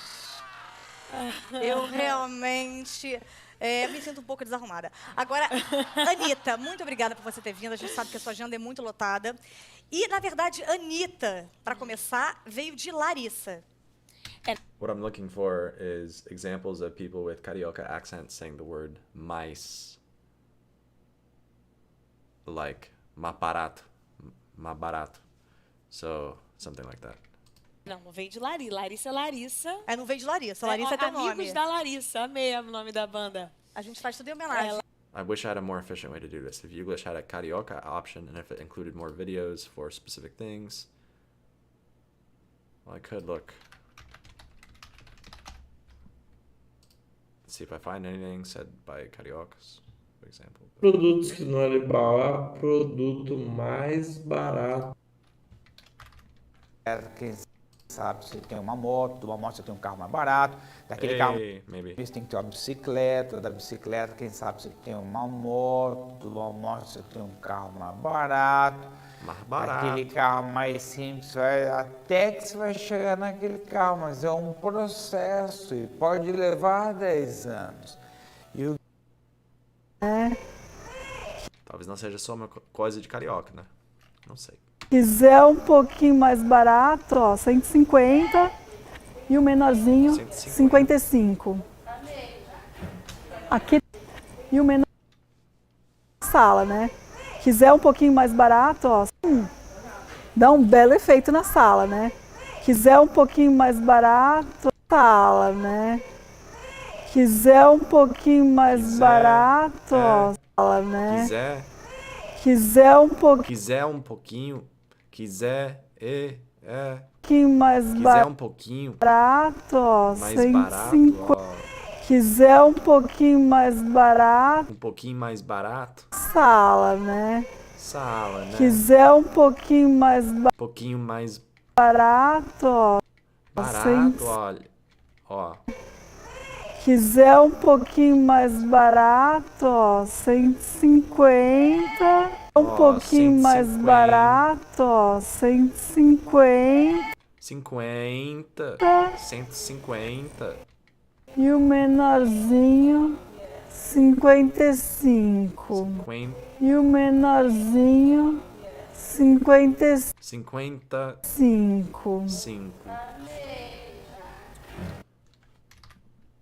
Reais, mais barato que um... Mais barato. Uma outra empresa prestava serviço e cobrava mais barato. Mais barato. Na época de Jesus, era um produto caríssimo. Hoje é lógico que é muito mais barato, mas na época de Jesus... Mais barato? Mais ou mais? Vai ser mais conveniente, mais barato. E a gente trocou o piano por vinil e fita... Sei. Na época de Jesus, era um produto caríssimo. Hoje é lógico que é muito mais barato. Mais barato? Interesting. Vai ser mais conveniente. Na China. Vai ser mais conveniente, mais barato. Na China. O camarada, aliás, na China é até mais barato, né? Ei. Cara, assim na China, de trabalho. Quer dizer, trabalhar um ano para comprar um perfume, vai ser caro assim na China. Ano de trabalho. Quer dizer, trabalhar um ano para comprar um perfume, vai ser caro assim na China. O camarada, aliás, na China é até mais barato. Aliás, even the S at the end of aliás. Aliás, na China. China. O camarada, aliás, na China é até mais barato, né? Aliás, na China é até mais barato, não é? né? Aí o camarada, aliás, na China, até mais assim na China. Aí o camarada, aliás, na China, É que na maioria da até mais assim na China. Aí China, o camarada, aliás, na China é até mais barato, né? até é mais barato. Aí o camarada, aliás, na China é até mais É até barato, China é até mais né? barato, né?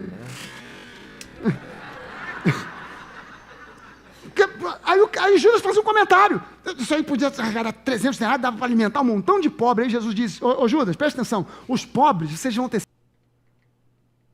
Maurício Fragali. De onde é? Eu escrevi errado, mas... Vamos ver onde é que ele tá. E se dá pra ver de onde ele é. De onde ele é também. Sobre...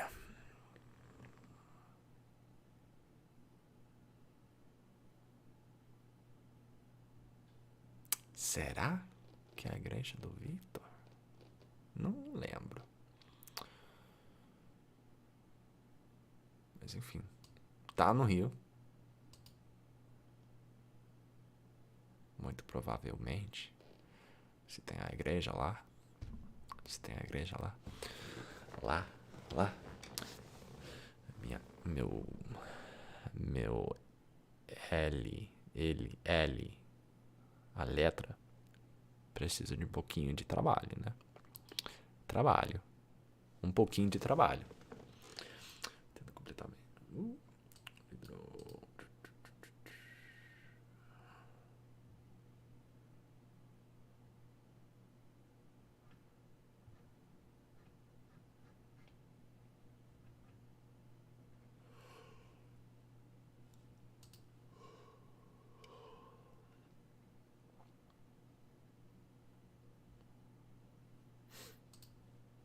Enfim, acho que é carioca.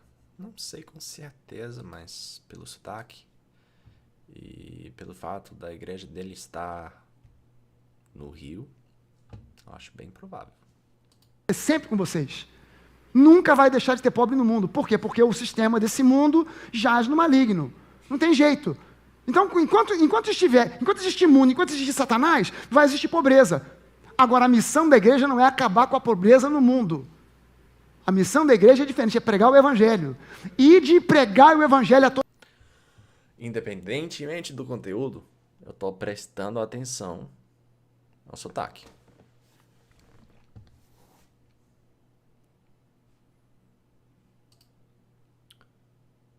Eu acho bem interessante o jeito dele de pronunciar os S de vez em quando, em alguns contextos específicos. Contextos, não sei, mas enfim.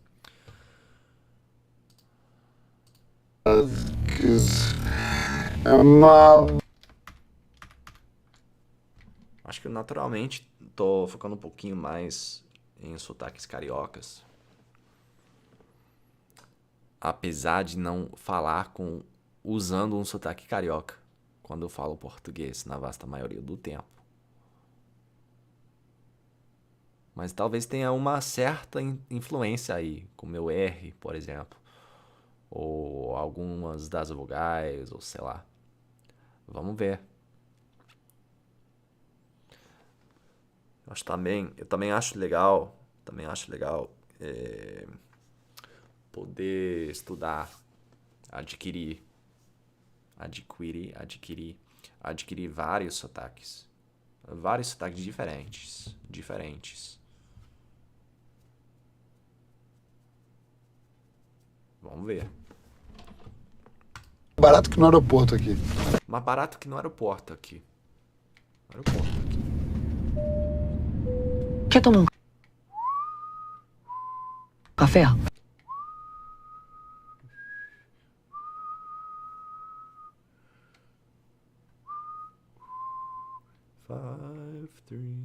Porra, fazer café com você.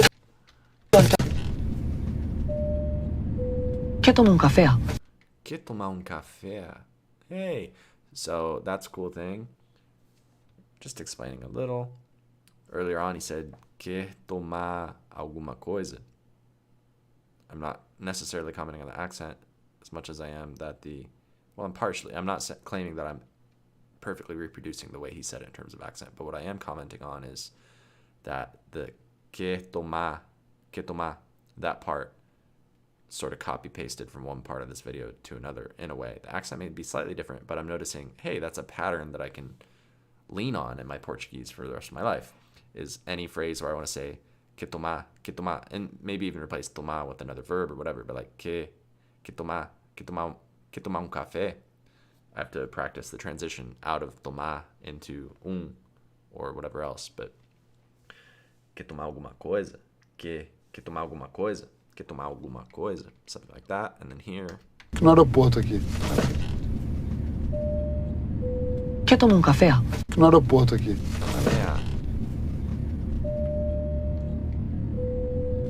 Quer tomar um café? Quer tomar um café? Porra, fazer... Quer tomar um café? Quer tomar... Que tomar... Quer tomar um café? Quer tomar um café? Quer tomar um café? Quer tomar um café? Cá. Quer tomar um café? Café. Quer tomar um café? Quer tomar um café? Quer tomar um café? Café? Barato que no aeroporto aqui. No aeroporto aqui. Quer tomar um café? Quer tomar um café? Porra, fazer café pra você. Porra. Você gosta de cafezinho? Quer tomar um café? Quer tomar um café? Quer tomar um café? Quer tomar um café? Porra, fazer café pra você. Gosta de cafezinho? 2,50 copinho. Quer tomar um café? Porra, fazer café pra você. Gosta de cafezinho? Quer tomar um café? Porra, fazer café pra você. Gosta de cafezinho? 2,50. Quer tomar um café? Porra, fazer café pra você. Gosta de cafezinho? Quer tomar um café? Porra, fazer café pra você. Gosta de cafezinho? Again, I don't think the subtitles are quite right. I'm not sure, but I don't think they're quite right. Quer tomar um café? Porra, fazer café pra você. Gosta de cafezinho? 2,50 copinho. Na hora. 2,50 copinho. Fazendo... Quer tomar um café? Porra, fazer café pra você. Gosta de cafezinho? 2,50 copinho. Na hora aqui. Fazendo seu café? Porra, fazer café pra você. Gosta de cafezinho? 2,50 copinho. Na hora aqui. Na hora aqui. Tô cansado.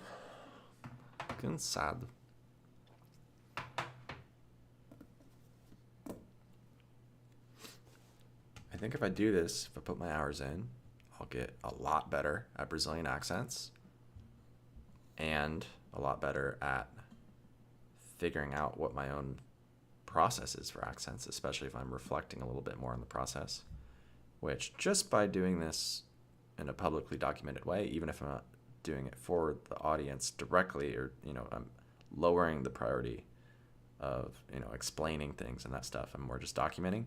Still, I'm adding a little bit more awareness for myself of what am I doing. And, there's a little bit more of a tendency to still occasionally explain a little bit, just here and there. And even if I'm not writing things down, I think that alone will make things better. And then if I add in that thing, which I haven't really done today, but if I write things down in a notebook as I'm going, occasional takeaways, and I can even do it live throughout and at the end of the stream as well. But then I can create a sort of a summary video of some sort, or videos or content or whatever, kind of what I learned, what I did and what I learned. Quer tomar um café? Quer tomar um café? Something like that. Quer tomar um café? Vocês já conseguiram dar uma olhadinha no cardápio? Não precisa. A gente sabe que a gente sabe que a gente quer. Quer tomar um café? Quer tomar um café? If I just keep doing this, eventually I learn enough phrases that I get pretty good coverage. Like, yeah, that could get interesting pretty quick. Huh. Most people just don't put the work in. What if it was like 20 hours of deep imitation? Most people just resist it and complain and make up excuses and stuff, but if they did it, this is kind of an idea from Alex Hormozy, 20 hours, you can get pretty good at almost anything, but most people spend years avoiding putting in the first hour. It's probably kind of similar for accent. The stuff I'm doing here is a compressed way to learn accent, in my opinion. More certain, more compressed timeline, but most people won't do it. Screw that, I'm gonna do it. I'll get results, and maybe some people will come along with me. And maybe I can kind of figure out what the key parts are, and I can extract that to help other people do this more efficiently as well. Help myself do it more efficiently and help others do it more efficiently. It'll be an interesting journey. So yeah, I've probably done lots of things today that I do kind of subconsciously and haven't yet sort of abstracted or extracted or whatever to figure out how to communicate to other people. And I also may not be consistent in it, or it may not be as dense or intense as it could be in a sort of refined format. But I'm doing a lot of phrase-specific stuff, occasionally zooming in on features. So méthode FDP that I talk about, feature distribution phrase, is still a useful construct or concept or whatever, because it's a lot of phrase work, trying to get the full phrase right. But then I'm very, easily bouncing around. In order to do the phrase, I'm aware that it's built of features. So then I'm looking at the features, breaking it down into each individual segment, each vowel, consonant, piece of the vowel, piece of the consonant, etc., trying to tune it, figure out what category it belongs into. And that's when I'm getting into a little bit of distribution, is when I'm checking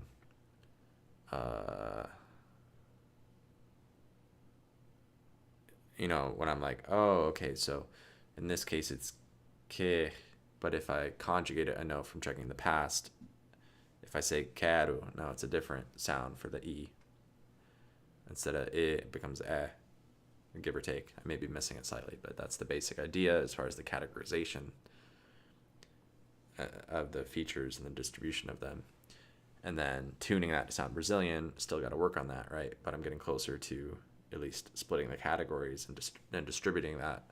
I'm getting better alignment with the categorization and distribution of the categories. And I'm doing better in the tuning, but yeah, work in progress on all of it. So that's part of what I'm doing. That's kind of mapping what I just did to o méthode FDP to some extent. And then there's probably a lot of other stuff I'm doing that I'm not, again, like fully conscious of in a sort of meta way, to be able to describe it to someone else and point to it as, oh yeah, that's part of what matters. That's part of where the value is. I'm kind of just mixing it together almost by feel or experience, and some of it's exploratory and wandering, and probably mixing in other stuff that isn't needed. Mas antes, Antônio, já quer te falar. Bota aqui. Acompanhar estrogonofezinho de frango, já vem com champignon. So part of it is I'm decorando as palavras. I don't really know how to use the word decorar, but whatever. But yeah, sometimes I'm getting the language out of the way one way or the other so that I can focus on the accent. But also they go together, so I'm like sort of putting a temporary pin or placeholder or whatever in the language. Sometimes I'm like, it's tentative. But in some way I'm taking the language and kind of like setting it to the side for a moment as far as like which words they're saying. And then I'm elevating the focus on the accent, the sounds. And I'm using that to inform what I believe the language is. And, they're kind of both rising up together to some extent. I'm avoiding overly focusing on language to the detriment of accent and vice versa or something. I don't know. I think that if someone else is metaphorically sitting in this chair and doing this, they may tend to not do as well with either of those, but probably especially with accent. Or they could do better than me or whatever, that's fine. But I would think a tendency is that people will probably under focus on accent. and probably think that they've got it more right than they do, and underinvest in exploring the accent stuff and questioning the accent stuff, challenging their own perception and production and understanding and all that good stuff. I wish I had a running transcript of what I was saying so I could scroll up and see sometimes. That would be nice. Could probably set that up with Otter. Might get expensive in terms of using the minutes, but maybe it'd be worth it. Because it'd be nice if I could scroll up and see what I just said now, because I had a good idea that it'd be nice to loop back on, and I kind of forgot what I said. Yeah, méthode FIDP, kind of connecting that existing concept, and then I was trying to, I think, extend or define some extra stuff as well, and that's what I'm kind of forgetting. What was I just listening to? Oh, it's getting the language out of the way. I think that's part of it. Or doing a sort of cooperative effort, like stair-stepping up between language and accent or something like that, but keeping it tentative as well. Not believing that I've got it figured out in either case, whether language or accent. Peão, tudo separadinho, arroz, batata, R$150. 150 150 reais? reais? Imagina, aqui tem muito mais barato. Aqui tem muito mais barato. Aqui tem muito mais barato que aqui. Aqui tem. Yeah, need to work on that, in my opinion. Someone else could disagree, but I'm not confident in it. So yeah, it's being skeptical, I guess, of my own, or being very careful, rigorous, perfectionistic, skeptical, curious. I'm not like necessarily, yeah, I don't think I'm like beating myself up about it the way that I see probably a lot of other people tending to do. I could be misjudging some people on that, but it's not like this emotionally heavy thing for me when I'm doing it. I don't think it's more of a like a curiosity thing, like a discovery thing, like, oh, like, dang, I should fix that. Interesting. I should look into that more. Huh. Wow. Or yeah, I should work on that. Yeah. I don't know. Or almost like a confirmation of like, yeah, of course I'm not there yet. It's not like a, maybe that's part of it too, is instead of like a surprise, like, dang it, I'm not there yet. That's not what I wanted to hear. It's like, of course I'm not there yet. Like I take that as an assumption. Of course there are gaps, obviously. And of course there are gaps in things that I wasn't even recently thinking, you know, looking for a gap in it in a very direct, intense way. I guess part of me, I'm always kind of looking. It's just there are areas that have been a little bit dormant or under-invested, under-focused on. And so when I increase the focus, when I shine the light on a certain area, it's like, of course there's more to see here. There's more to see everywhere. Maybe that's part of the difference between me and other people on some level.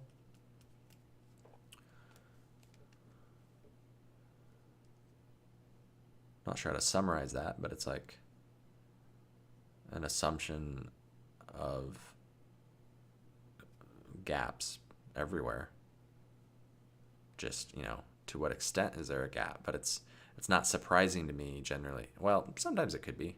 I could be overstating that. I probably sometimes get cocky or overconfident or whatever. Or defensive or something. But in some ways at least, it's not surprising to me when there's a gap. It's like, of course, there probably is.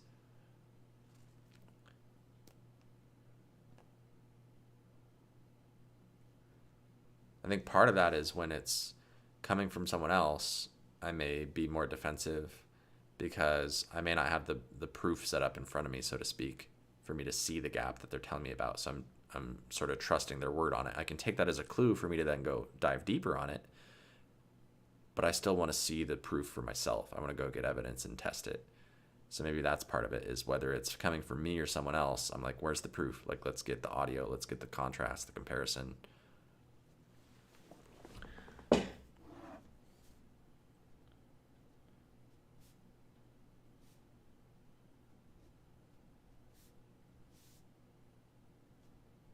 So yeah, go get audio, contrast, comparison, whatever.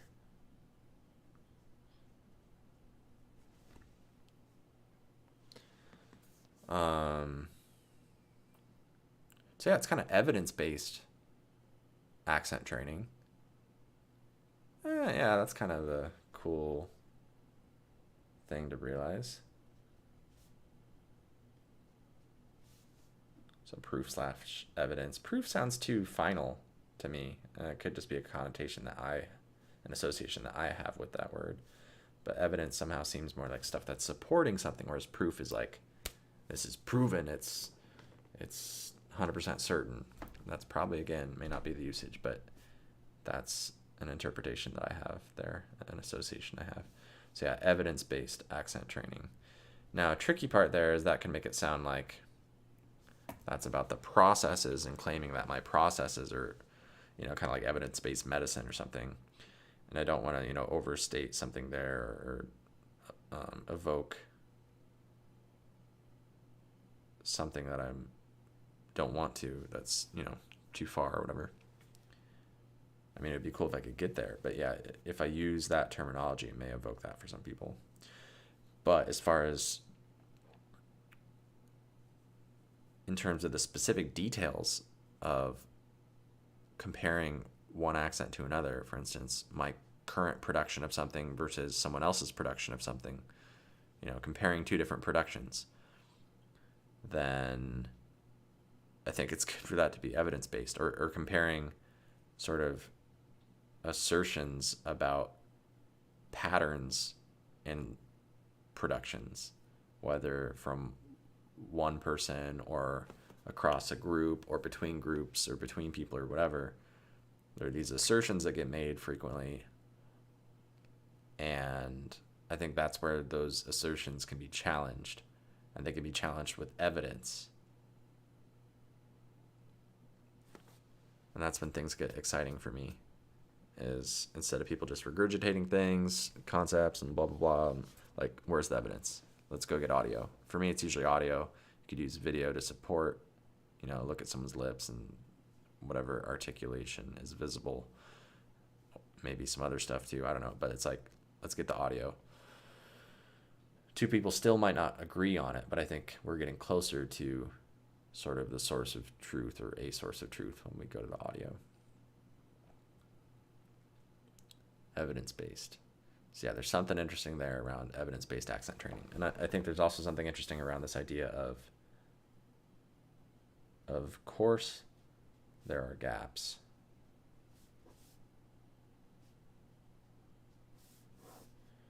Between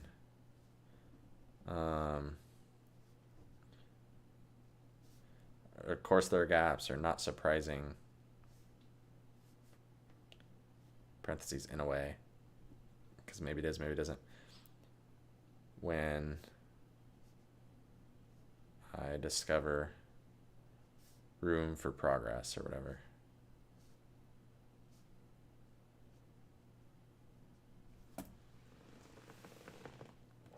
Yeah, I could probably get out of my own way even more with this stuff.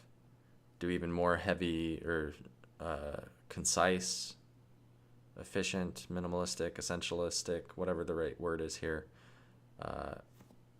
More densely focused. All that, whatever the wording is, on applied to maybe what I used to call focused feedback loops, which in this case I want to say is involving recording and comparing. I think that's a key thing that I'm still not doing enough of, but it is a level of depth that sometimes feels like the investment is more costly and maybe not always worth it. Maybe I question the cost of the investment, but I think the value is probably, I might be starting to converge on, I don't know if converge is the right word here, but starting to get convinced that maybe the value is there, and that the value differential is there compared to, not recording myself. I think I'd run the risk of missing a lot of stuff. I think maybe I've been overconfident in my ability to match audio, to match target audio without doing a, sort of a loop back, or whatever you want to call it, without recording myself and then comparing the recording versus the audio. I've been just comparing my own live production versus the target audio. I think I've been overconfident in my ability to assess alignment based on that comparison of live production versus target audio. And I think I probably need to go, you know, use the tools in my tool belt and go a layer deeper. Maybe I should just always be as deep as I can. Of course, there's the practical side of, you know, if that's not sustainable or whatever, like go to more light stuff. But yeah, maybe a sort of more intense version would be like, as much as you can do sustainably, go as deep as you possibly can and throw all the tools in your tool belt at it, like maximum depth, maybe. And occasionally, as appropriate, jump out of depth into, you know, move around the FDP triangle, for example. So go crazy deep on specific features, vowels, consonants, rhythm, melody, stress, whatever, and then flip that over into distribution and look at, okay, how does this map across the language or other contexts? Or let me hear, maybe this isn't necessarily distribution, kind of is, kind of isn't, I don't know, but maybe let me listen to the same word, the same sound of the same word, but in other moments said by the same speaker or said by other speakers. And then I can do kind of a comparison to see what amount of a variation is there. Like in the word quero or que toma. Like I could look up the word que or the word quero and listen to a bunch of people and see what variation is there. And I can start to suss out or figure out, you know, signal versus noise, basically. Because there's going to be some amounts of variation that are sort of part of the category or the feature or whatever, or within a certain accent or community, whatever the sort of scope is, the window of focus, whatever you want to call it. And then there's going to be other variation where I can see, oh, that's clustering into a second category in some meaningful way. And we can say that, oh yeah, these are two different phonemes or something else, allophones or whatever. I'm still figuring out all those fancy words to some extent to really be solid on them and what they really, really mean in a practical way, but something like that.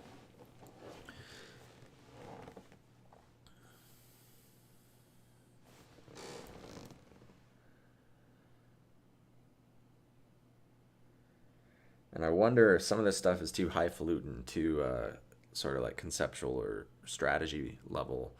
And I wonder if if this would land better if I clip specific moments where this happens, where it's demonstrated sort of, and say like, look at what I did here, imitating these specific words in Portuguese.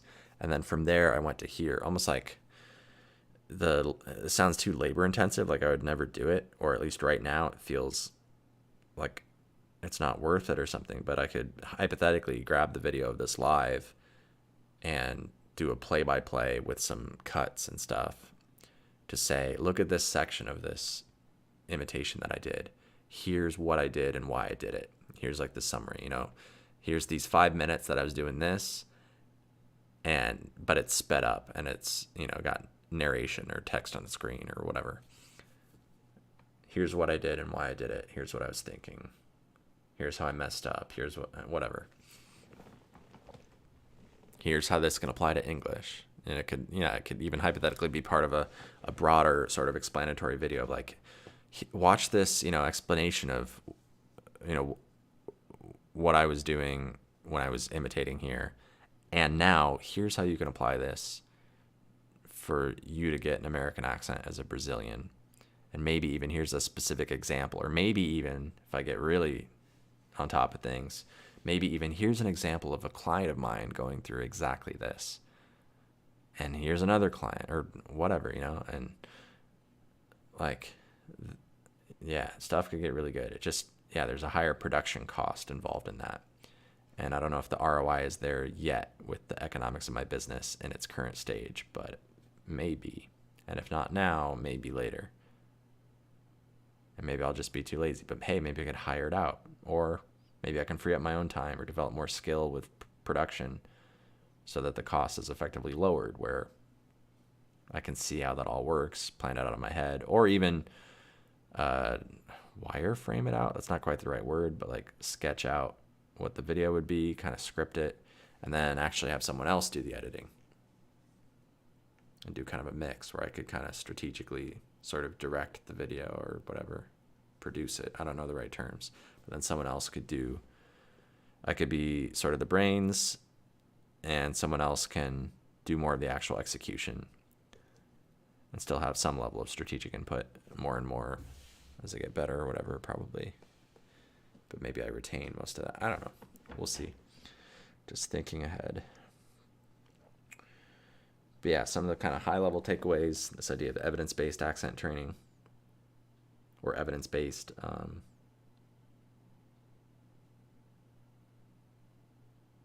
accent analysis, maybe.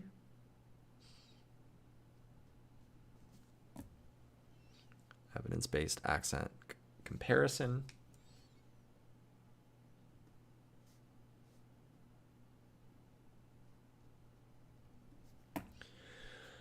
This idea of, yeah, where's the proof? Not just, you know, parroting what other people say, not just taking what other people say at face value. Go test it. Go prove it. Go check it. Go see if you can convince yourself one way or the other, whether the tentative conclusion, whether the assertion started with you or someone else.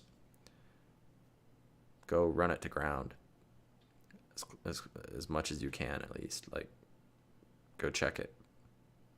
Go test it. That's a nice idea. It makes me think of Owen Cook, a previous sort of mentor of mine. Probably shouldn't actually refer to him as a mentor. Sometimes that's reserved for specific kinds of relationships, but sort of that, not quite. And that was something that he talks about a lot. Go field test it. Go test it. So I think that's influencing me to some extent, or has influenced me and does continue to influence me. So yeah, evidence-based. And that's also, I can map this in my head as well to something that I like about Jeff Nippard's or Nippard. I don't know how to say his last name. Jeff Nippard's YouTube videos about weightlifting. Is that it's, to me, feels more legit, less just random stuff that some dude made up and is saying in an overly confident way without it necessarily mapping to reality. It seems like he's taking care to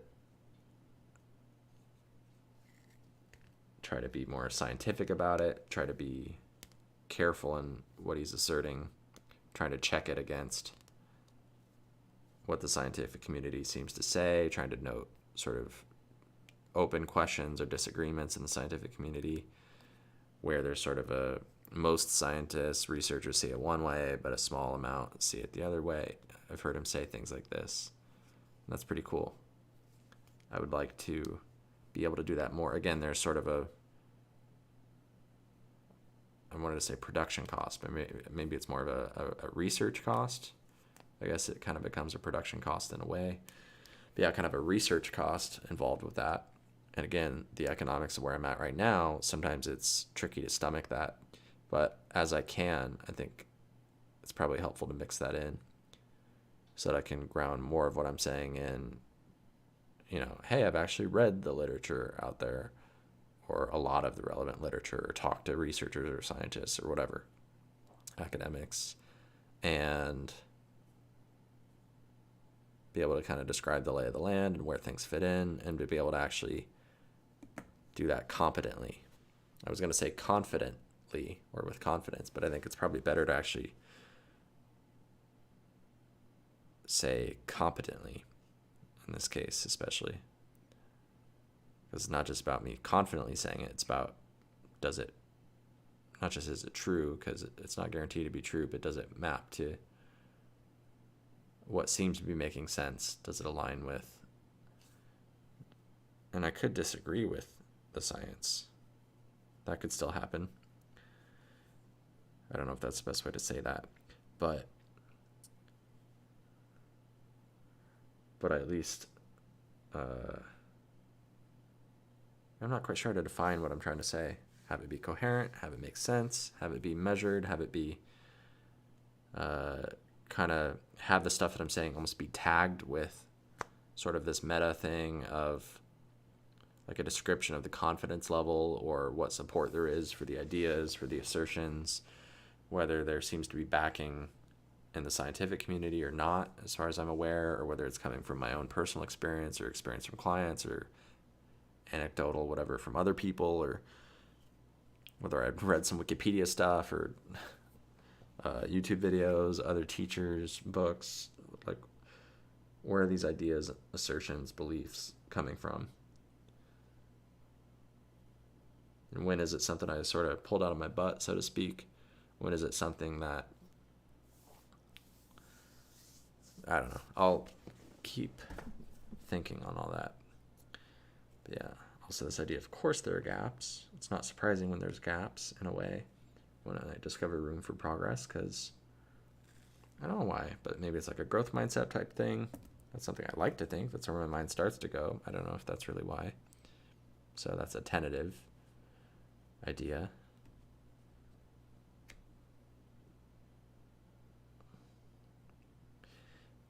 Another way to say it is that, yeah, I don't really know why. I could take some guesses, some educated guesses, whatever, but yeah, I'm not sure. Man, I should go to bed. I'm throwing off my sleep schedule. I mean, it's going to be thrown off already. Huh. Yeah, maybe it's fine, actually. I don't know. It's confusing. Especially if I'm picking someone up. Yeah, that gets confusing. Anyways.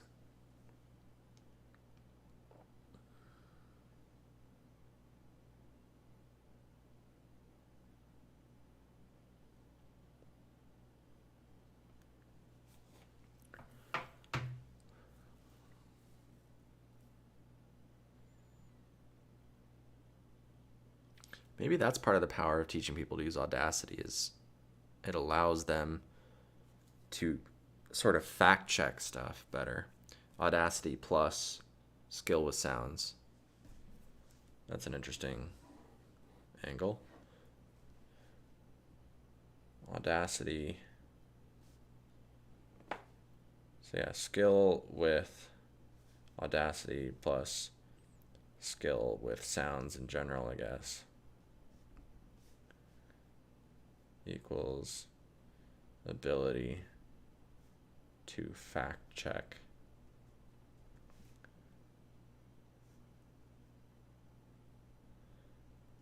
accent, claims, beliefs, etc. I may reword that, but that basic idea is pretty cool. And I think that's part of why I value it for myself, and part of why I recommend it to other people, even though I've struggled to articulate the value to other people, to communicate the value to other people for why I think it's a worthwhile investment. And maybe sometimes it is, sometimes it isn't. Maybe it depends on the person for how worthwhile of an investment it is or isn't. But I think there's, a set of people for whom it would probably be worthwhile or very worthwhile to learn how to use Audacity. And I guess develop their skill with sounds as well. Those can kind of go hand in hand, but can be distinct. Yeah. But they can kind of go hand in hand, and then that would enable those people to be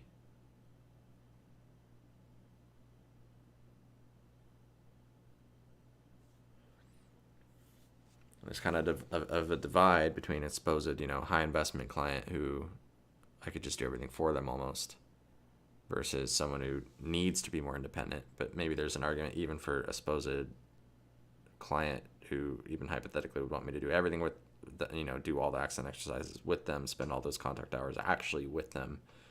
And obviously a high investment would be required to enable that. But even for them, even in that hypothetical or maybe real case of very high investment, maybe they still need to develop these skills. I don't know. Maybe need is too strong. I'm not sure. To some extent, the skill with sounds, yeah. But to some extent, it could possibly be kind of an unconscious thing. Maybe. I'm not sure. Could keep thinking about that more.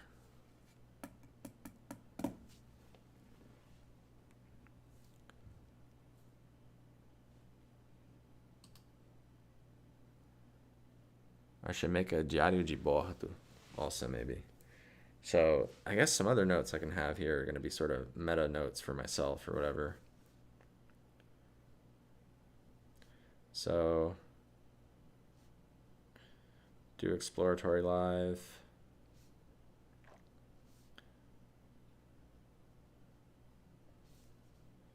Document key takeaways. Turn into content. System.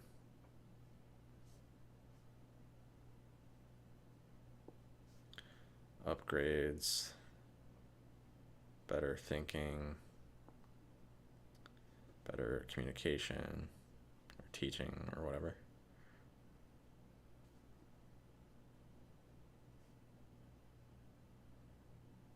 Better communication of value, etc.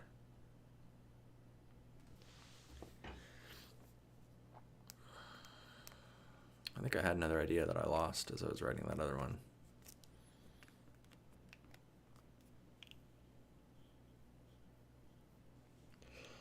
That's all right.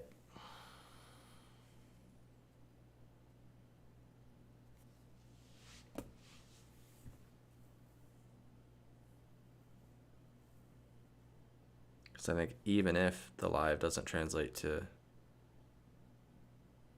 immediate concrete business output in terms of content, it'll probably translate into better thinking, teaching, better awareness of my own processes, walking the talk, so to speak. So maybe these documented, exploratory lives where I'm showing my own training, maybe that can become sort of a backbone of my business, of my processes. And the other stuff can be built off of that foundation, off of that backbone, and maybe it doesn't even always have to be there. Obviously, it's usually good to be outputting content, so I probably should still do that. It's probably still necessary. But if I occasionally let it drop,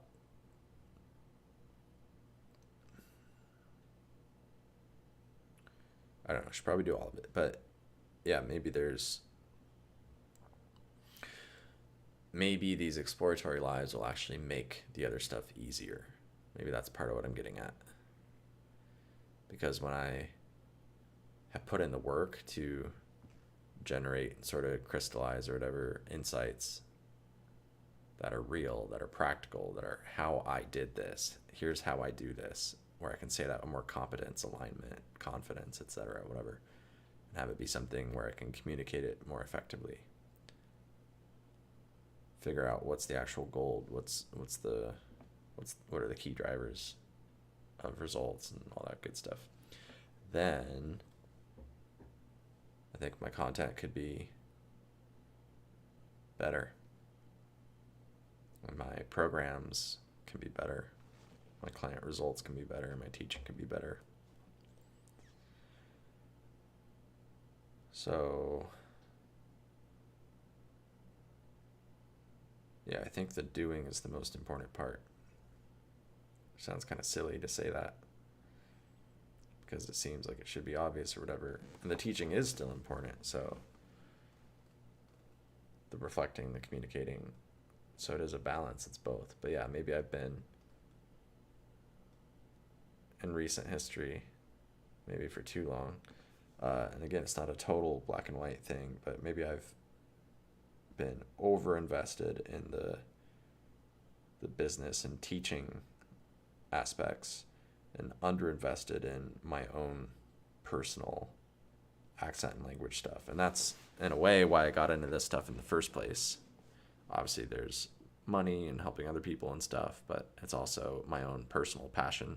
Before I ever helped anyone else with this, before I ever made money from it, before I really worried about communicating this to others, it was something personally satisfying for me by myself, privately, and sometimes used to, fuel ego satisfying external results with other people as well, but a lot of the process was sort of internal, private. And I often felt that other people didn't or wouldn't understand me, didn't want to waste my breath or something like that, or they were doing it wrong, or sometimes I'd discuss things, but sometimes I'd be kind of disappointed and annoyed by other people's beliefs and things like that, depending on the person and whatnot. Because I'm also realizing I could sound kind of uppity, or I don't know what the right word is there. Maybe I am on some level. Like, I probably do think I'm better than other people to some extent. But I'm also striving to get better.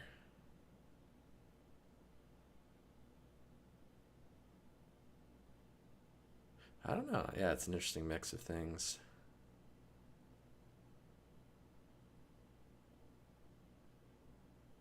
This is again where I wish I could review a live transcript to pick up what are some of the key things I've said recently. But yeah, because I kind of forgot some of them. They may flow back, but I may be able to get them too more actively instead of just waiting. But they're getting fuzzy, or they're fuzzier at the moment.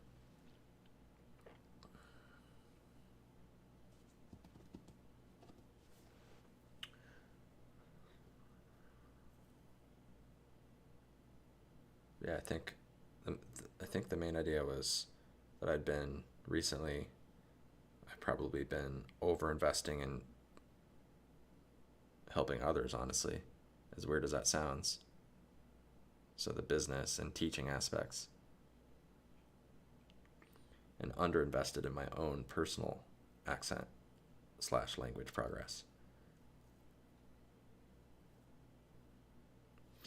Because it is tricky, because if I did nothing but privately do my own stuff, then I can't pay the bills.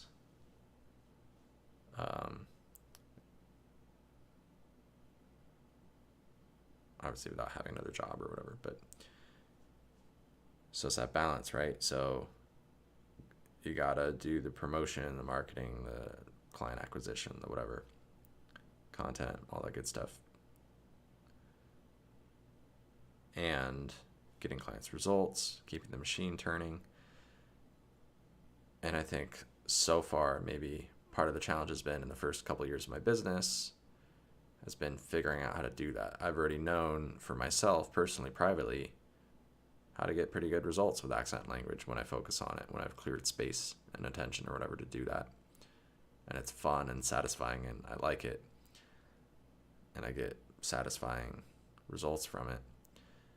And then I've had a period that seems almost like embarrassingly long, but I think it makes sense on some level. Like, I can cut myself some slack. Maybe I could have compressed the timeline, but new skills, some personal challenges mixed in with it, and trauma and pandemic and all this stuff.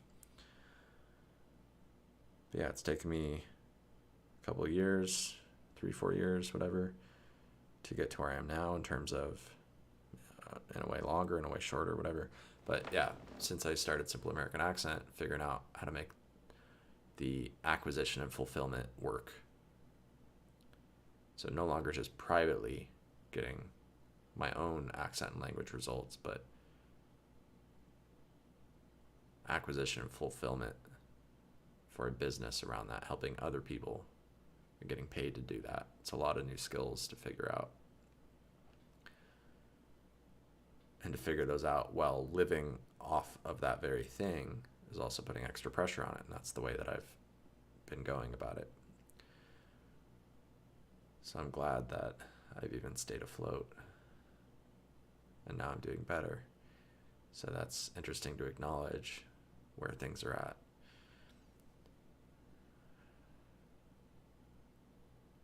Getting kind of, I don't know if goosebumps or tears or whatever, but getting some interesting sensations or feelings coming up.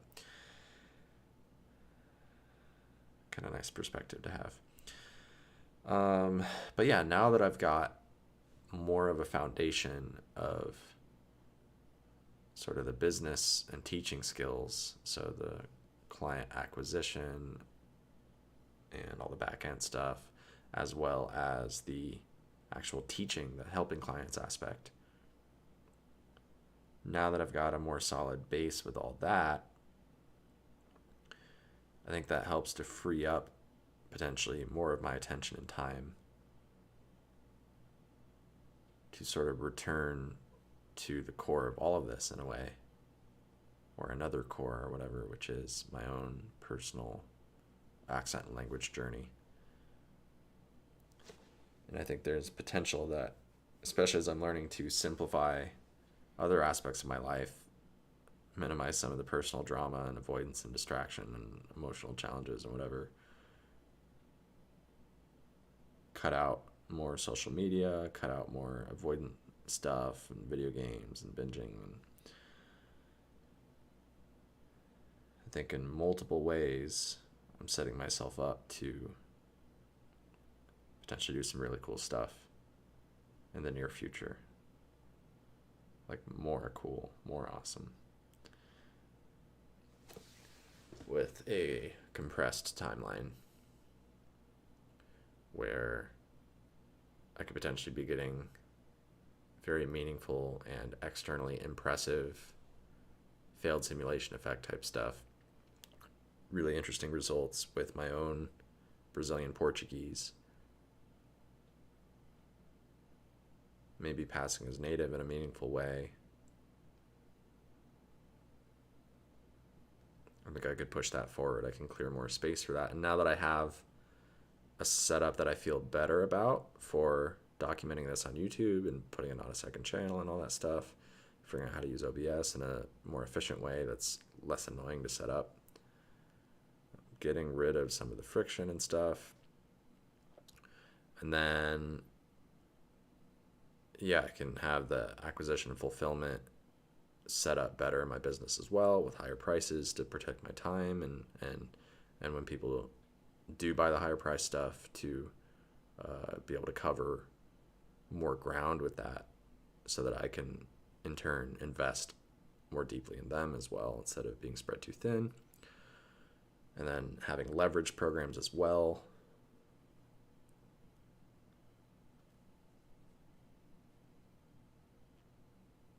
I think I'm finally starting to get to somewhere pretty good. And I think there's a bigger opportunity, bigger space opening up for me to do some pretty cool stuff.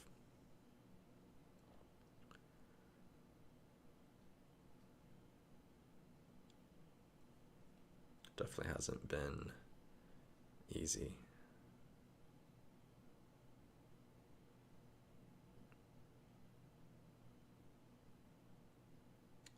And life goes fast. And maybe I could have done it faster, more compressed timeline. But hey, I am where I am. And it's meaningful. I'm moving in a good direction. And I'm happy about it. All right. So, yeah, I think these exploratory lives could be really interesting.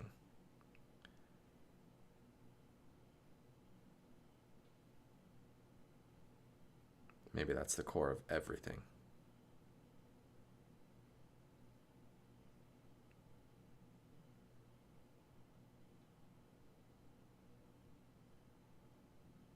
Getting more in touch with myself, so to speak. Almost letting the audience fall by the wayside. Still, caring, not being, like negligent or but, while I'm doing these exploratory lives, almost forget that the audience even exists. Still have some awareness, but focus more on my own internal journey and getting in touch with myself, basically doing things for me in a lot of ways, exploring my own curiosity. I don't know, something along those lines. Whatever feels right to me or true to me, or it's still a little bit of a mix with balance with the audience, but then that mix goes a lot more towards the audience on the main channel or other channels or whatever, figuring out how to communicate the key things. But for me to figure out what the key things are, I think that's where the exploratory stuff, giving myself that space to experiment, I think is really important, both in terms of sort of the channel space, like the space in the medium, the media, and also the relationship, expectation setting, but also the space for myself. Part of that's the expectation setting in the media, you know, allowing myself that space for me to kind of relax into this and be able to do it in a lower pressure way, but also space in my own life. So that's, you know, getting the business figured out, charging higher prices, having leverage programs, starting to get some, I don't know, economy of scale or economy of skill or whatever you want to call it around having deepened into this business stuff, getting a stronger foundation of skill sets there and systems and assets, things that I'm accumulating, relationships, audience, videos, and, you know, sales processes and whatever.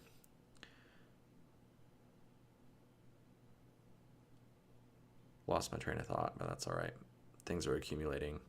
Oh yeah, I'm getting more space for me to be able to do this, to come back to my own personal exploration in a way that's within sort of an ecosystem that can sort of bootstrap or support itself, fuel itself, so that my exploration is sort of finally, potentially actually sort of self-funded or whatever, instead of having to spend a bunch of time off task, out of scope, doing other things, or, you know, following someone else's agenda. Obviously, still have to keep clients' agendas in mind and to some extent and stuff, but I'm not enslaved to them.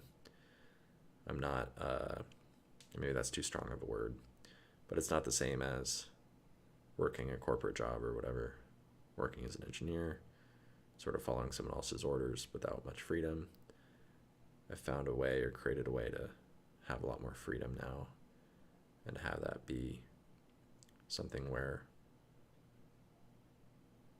a small niche, small group of people, of ideal clients, can resonate with what I'm doing and get real value from it and be willing and able to invest in that and allow me to keep going in a deep way and bring back sort of the valuable gold nuggets to them, so that I can be kind of a trailblazer on some level, or a researcher, not that other people haven't also explored in these areas, but so that I can, specifically for Brazilians who want an American accent,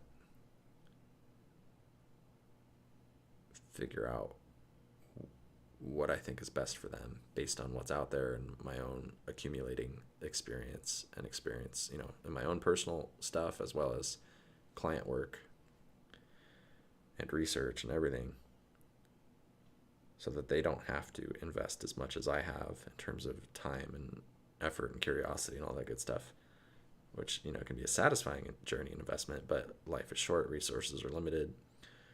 That's part of the value proposition, I guess, is that they can hire someone who's doing a lot of the work for them, even if some of the work can't be done. I don't know what that noise was. That's interesting. Even if some of the work cannot be done for them,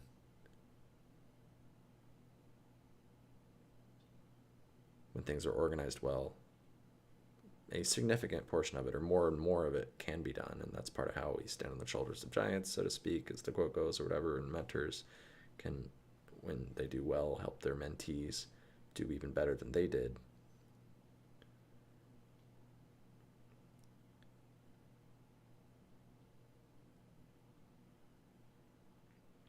And then my mind goes to the concept of API or API documentation or whatever, or power of communication, or bottlenecks around communication.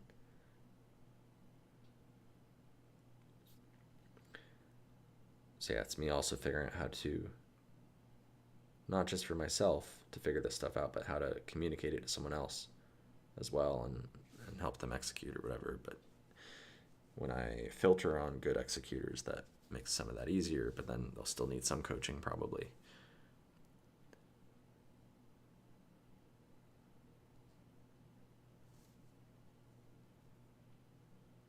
But not always around the execution, like motivational stuff. It may be more around accent specific stuff. But sometimes they may have They may be great executors and confident in other areas of their life, but when it comes to accent, they could have more hold-ups or insecurities or doubts or whatever.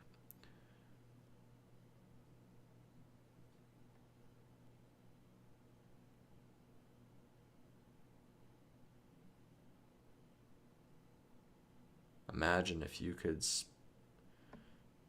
pass as a Brazilian, as several specific different types of Brazilians. Imagine if, and maybe I need to replicate this in more languages too and get some clients to do it and stuff. Like there's this whole journey of, deepening value or proof or evidence or support or whatever there. But as some initial steps, that would be some initial layers of deepening, which still take, significant investment to unlock. But some initial layers of deepening would be, imagine if I can pass as Brazilian, truly. Just period. Just pass as Brazilian. So that's the first thing, before even aiming for like multiple specific accents, passing as different kinds of Brazilians to those types of Brazilians, not just,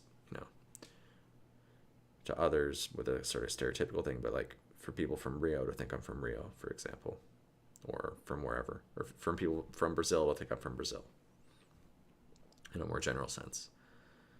I think that's kind of the first key milestone. It's kind of a fuzzy milestone because it's not a totally binary thing. I might pass for certain productions that I do for certain Brazilians who are listening, and there's sort of some statistical stuff involved there, some variation, whatever.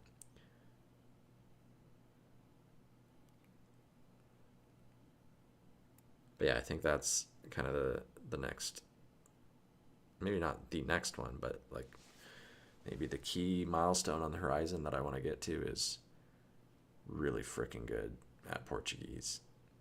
Really crazy good. And passing. Getting so good they can't ignore me, as Cal Newport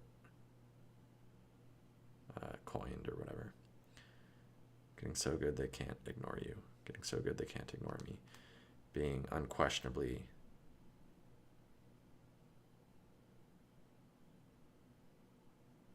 basically unquestionably. I still question the word unquestionably. Maybe there's a better word, but to get to where it would be unreasonable or sort of shunned by others to question it, because it would seem just so obvious to the absolute vast majority of people that I sound Brazilian. And that people who disagree with that would almost be kind of laughed off by others.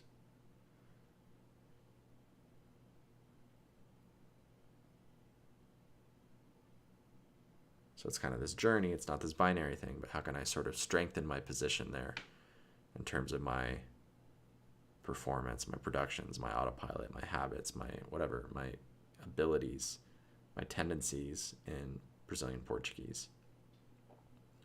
That'll obviously help with marketing and believability and all that stuff. It'll also help with my own confidence, competence, my ability to describe the journey. And I think that it's cool that I'm getting better set up now to document this journey. So even though I'm already deep on it, there's still a little ways to go here. And so if I can document, if I can talk about what I did for the parts that I don't have, video of and stuff, but if I can also get video going of some of the stuff that's ahead of me, or all of the stuff or whatever, and talk about my insights and takeaways, conclusions, whatever, assertions, I think that's a pretty valuable resource to create for the world, for myself, so on and so forth. Of course, we all die, things disappear and whatever. Maybe legacy isn't such a big deal, but hey, in this little time bubble we're all in together for a little bit, can help some other people out. And maybe that can echo forward to some extent. Maybe more than I think. I don't know. Who knows? But it's at least interesting for me, and could still potentially lead me to some of my deeper interests around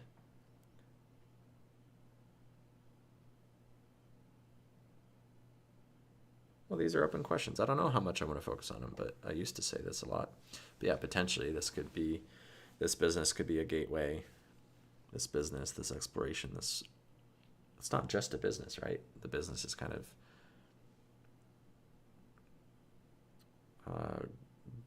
grown. I don't know a wording that I like for that. I'm not sure, but sort of this pre-existing deep passion, over more than a decade. I don't know how long. And then the business kind of attached to that or grows in parallel with I still don't know the right wording for it. I don't know, but like the passion is the core of it. But then the business helps sort of bootstrap it, make it so the economics work out better.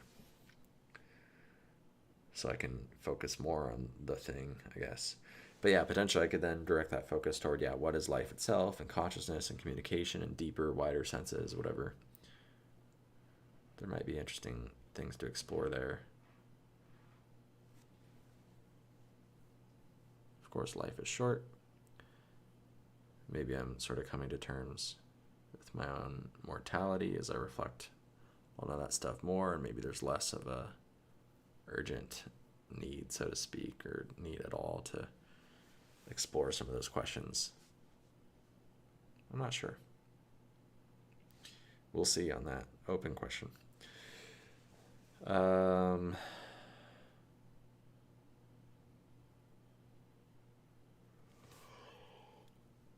yeah, that's cool. Backbone of my business, value. Try to actually sound like a Brazilian for real. Do the real stuff. Creating a space where I'm less caught up with the business and teaching stuff. The business and teaching is important to bootstrap the exploration, but I also don't want to let it sort of taint the exploration or mess up the like trying to sort of keep space open for the exploration.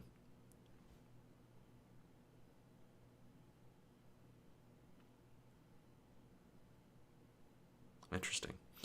In a way, it's almost like I'm reframing something like to people on the outside, then Simple American Accent, that's the primary channel. But to me on the inside, it's almost like Simple American Accent behind the scenes, this new channel that I'm making. It's almost like that's the primary channel. Like that's what I'm really doing it for.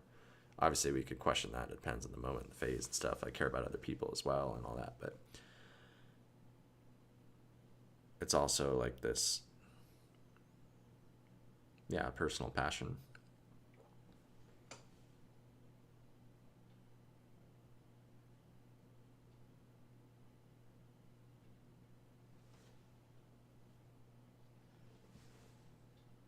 Maybe that can and should come first. I don't know. Because other people can come and go and stuff. But yeah, if I'm connected, and even if my goal was to prioritize helping others, it'd probably still be good to have, a passion for it that could be sort of contagious to other people or whatever, and could make things more sustainable anyways. But it might just so happen that my passion is primary anyway. That my own personal private relationship with this stuff maybe is actually more important to me than helping others. And it's funny, I almost want to resist saying that. And maybe that can shift over time. I don't know. Or depending on the moment or my mood or whatever.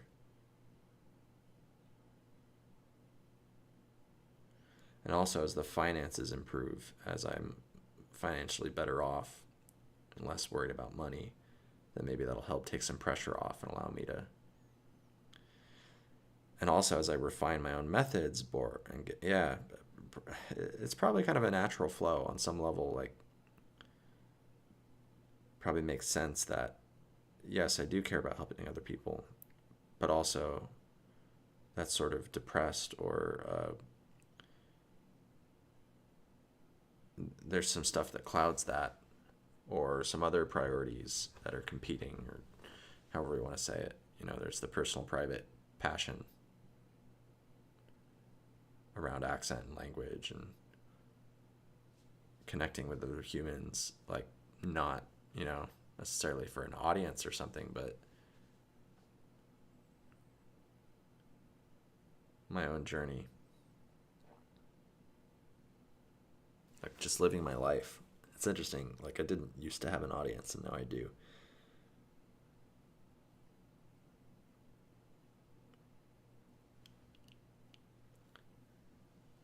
And having an audience is valuable, but it also has downsides. So yeah, I think it's good to remember that I have my own life, my own personal private life. And that is very important.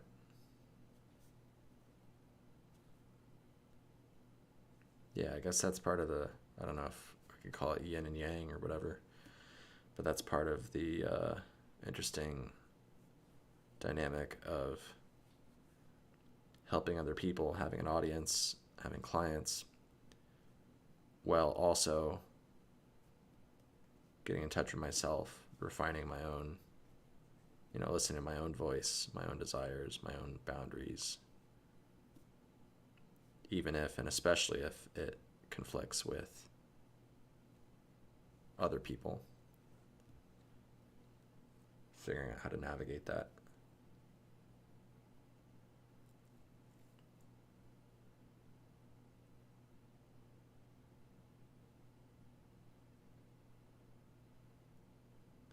In a way, not exactly maybe, but in a way, the behind the scenes channel is my primary goal, and then I'm sort of selling the sawdust. That would be one way. Not sure if I like that way of framing it, but that would be one way of framing it.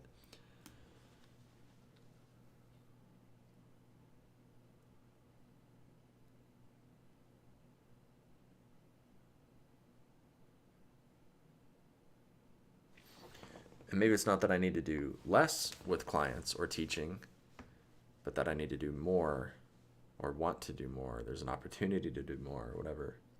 There's a motivation, not just fear-based, but at least I don't think so, but actual like curiosity-based, like if we're all going to die anyway, like things that I want to explore. Well, it could be fear-based still, I guess, but I don't know. Maybe, maybe not. It's interesting. Sometimes I make my thoughts so complicated, or there's multiple caveats or extra asterisks or whatever, that I forget what the main point is that I was trying to say.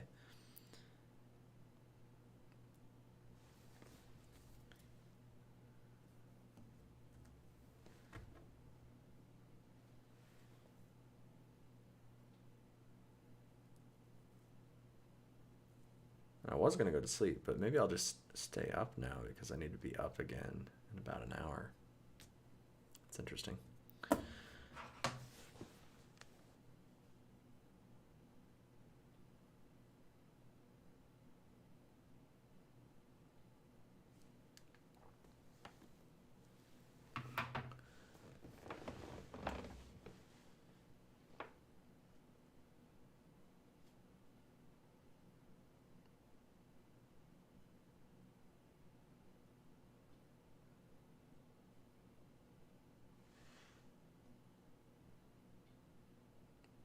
Yeah, this channel, which ironically I'm not even streaming on the new channel yet because I have to wait 24 hours after creating it before it'll let me live stream on it, but the new channel, the behind the scenes channel, I think could be potentially very important for me, for my business, for moving forward in general.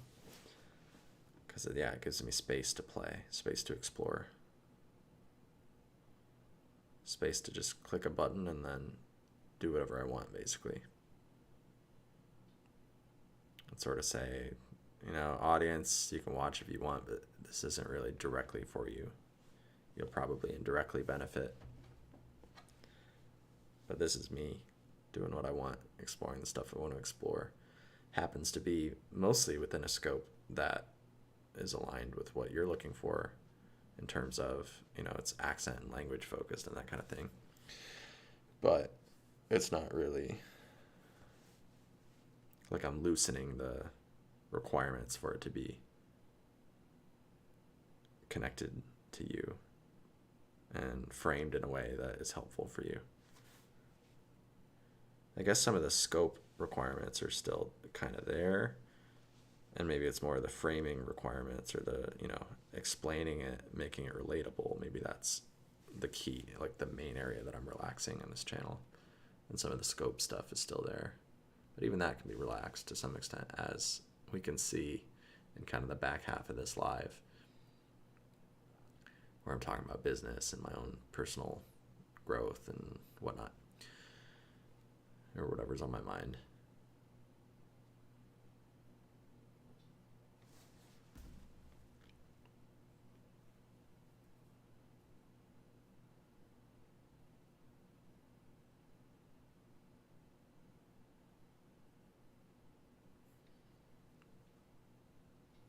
Yeah, you got to make sales, you got to get results for people. Those are two important things for things to sustain. But another important thing for things to sustain is for me to be personally fulfilled in some way, to feel a sense of progress, to feel increasing competence and confidence, to feel like I'm exploring things I'm curious about and interested in exploring, to feel like I'm, you know, not just bullshitting people, not that I am, but, you know, imposter syndrome, wondering about my own methods. What even are my own methods? How can I clarify that better? How can I refine it better? How can I separate the stuff that actually drives real value versus maybe stuff that's more kind of fluff, that's riding along?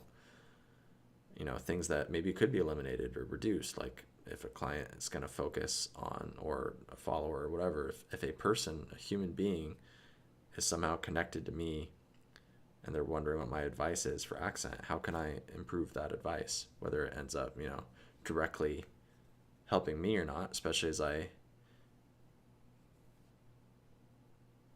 you know, am in a better position financially and whatnot, I'll probably be even more relaxed about that. But how can I just genuinely help them better? Like, what are the things that,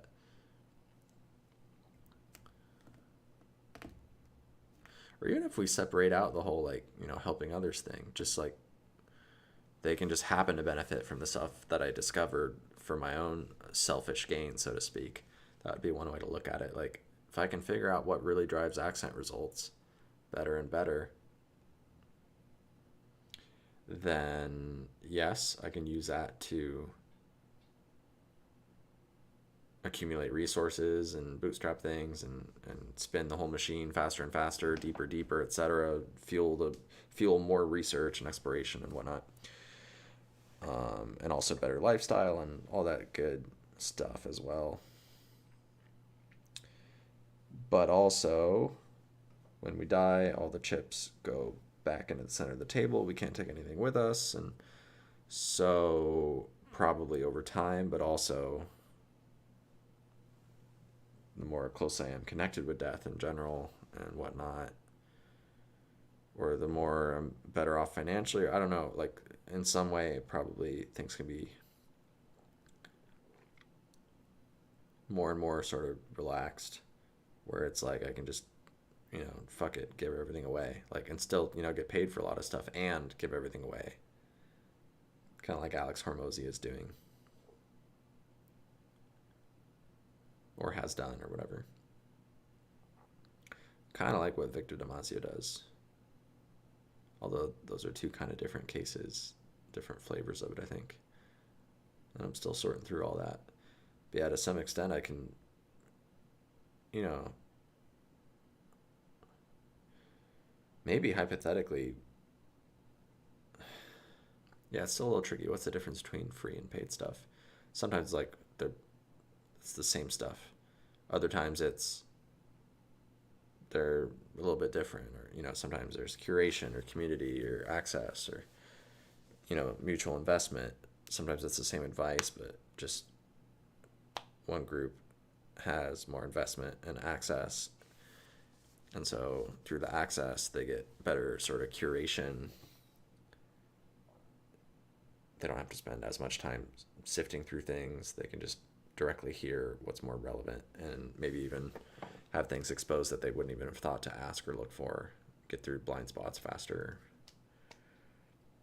That's some of it, the value of coaching, mentorship, that kind of stuff, as well as the value of investing so that you're more invested and you execute better, take things more seriously, etc. So in a way, none of that is actually changing the information that has been released, that has been made available. It's more of changing sort of the efficiency of the routing of the information and the execution on that information as well.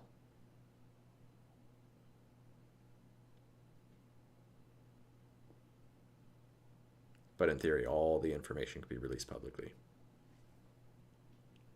And then for people who invest, they can get more efficiently routed information, and they can allow themselves to be more invested and execute better, most likely as a result, if they're like most human beings seem to be.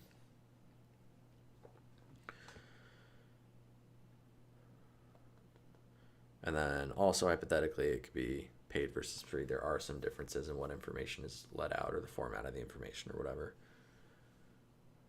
Like, you know, kind of unorganized content on Instagram versus organized content into a system in a paid course. So yeah, there's different arguments around that and all that. Anyways, maybe not arguments, but all right. But yeah, I think my exploration becomes a backbone. I think I'm reaching a phase in the business where that can sort of rise up, or I'm noticing that there's an opportunity for that, where I can keep going with the sales and fulfillment, and you know, people can ride along for free to some extent as well and benefit. But this thing has teeth. It's here to make money. I'm here to make money in a way. Like, that's not the only purpose, but like when it comes to business, like, yeah, it's business. It's making money. Like, that's a requirement. Got to pay the bills, or the thing doesn't work. The thing doesn't run. The wheel doesn't grip the soil and move forward unless it has teeth, unless it has friction, unless it is actually moving stuff. It's got to have some meat to it, some teeth to it.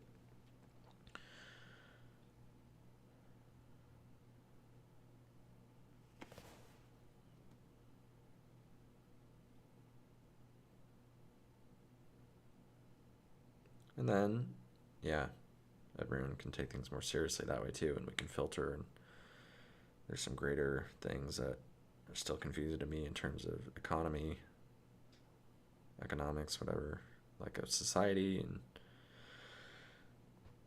some confusing stuff with all that, but still seems to be the system we have, or that maybe there's a natural tendency towards, or I don't know, but it is what it is right now, so I'm going to play in that system for now at least, because it seems to work or whatever.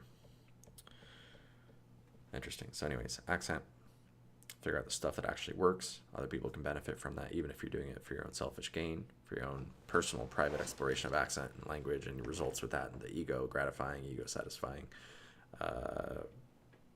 external results of that, of people, you know, admiring you, being surprised, having a wow, like awe-inspired, you know, failed simulation effect or whatever, complimenting you, being surprised, the attention it gives you. Like, these are all things that are exciting to you, validating to you, whatever. So even if you're doing it for those reasons, it's cool that you can have these other benefits that come along with it, such as the money and the sort of self-sustaining aspect, where it can fund all this stuff, so you don't have to spend as much time off task doing other things or working other jobs or whatever. Can also potentially give you freedom and lifestyle things and all this cool stuff. It can also allow you to help other people, both for free and for paid. That's another cool sort of side benefit is from you just doing shit that you think is interesting, and then connecting other people to that to give visibility to it in some way, whether free or paid. Other people can benefit and you can optimize more or less on that depending on your phase and mood and stuff, but it is a nice feel-good thing. Probably makes the world a better place, and etc.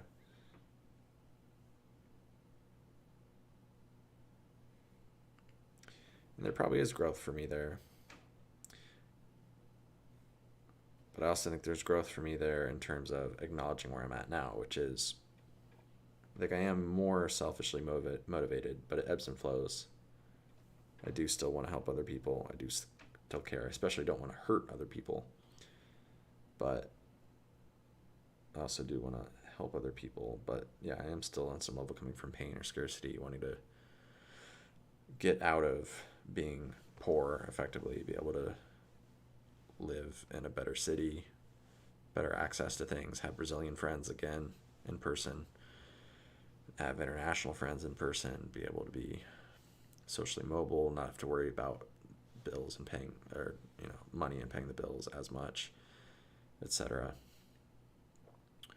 So I'm still, to some extent, kind of in survival, selfish mode. Not fully, but I think it's reasonable for me to be focused on that stuff to some extent. Oxygen mask, put on your own oxygen mask first. But then paradoxically in business, in order to put on your own oxygen mask first, you also have to help others, but it's not necessarily helping everyone. It's helping ideal clients, helping people who can pay. And other people can come along for the ride to some extent, but you got to not get too distracted by them, because if you do, then everything sinks, everything fails. You get spread too thin and you can't help anyone. So yeah, it's a sort of triage of attention, oxygen mask type thing. Focus on a small number of people you can help well, get paid for it, get paid well for it, be able to cover costs, outrun the costs, and spin the machine up.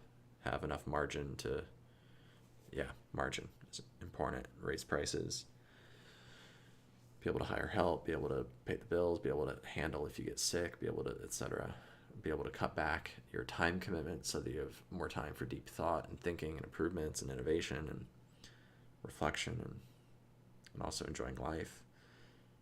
But to some extent, you have to outwork your self-doubt, as Alex Hormozy says, and like there is work, and just freeing up time doesn't mean that you necessarily just make that all be free time. You gotta keep investing, keep working.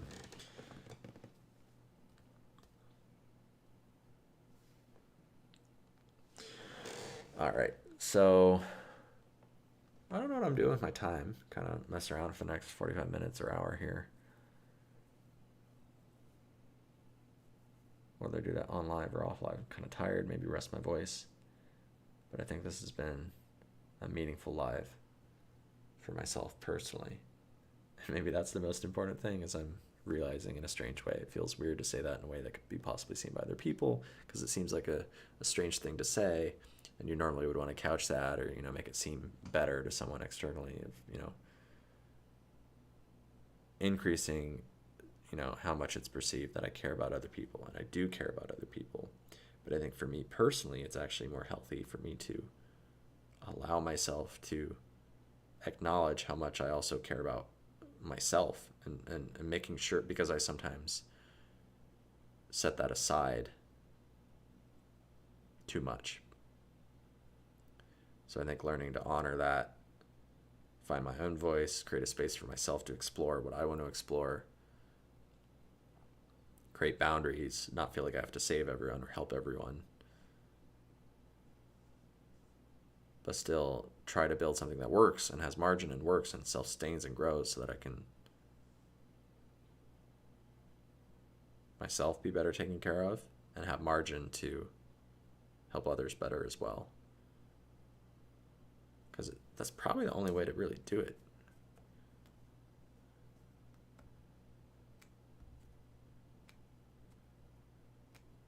Cup runneth over.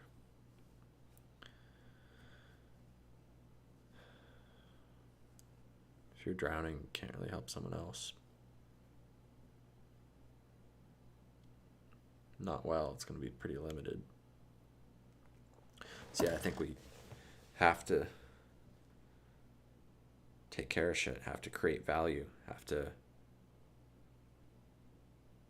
in some way, create focus and create more value than we take, so to speak. You know, take certain inputs and produce something that's greater and create this sort of arbitrage or margin or whatever you want to call it. And if we do that well, then we can improve things for ourselves and also people connected to us closely or even more distantly.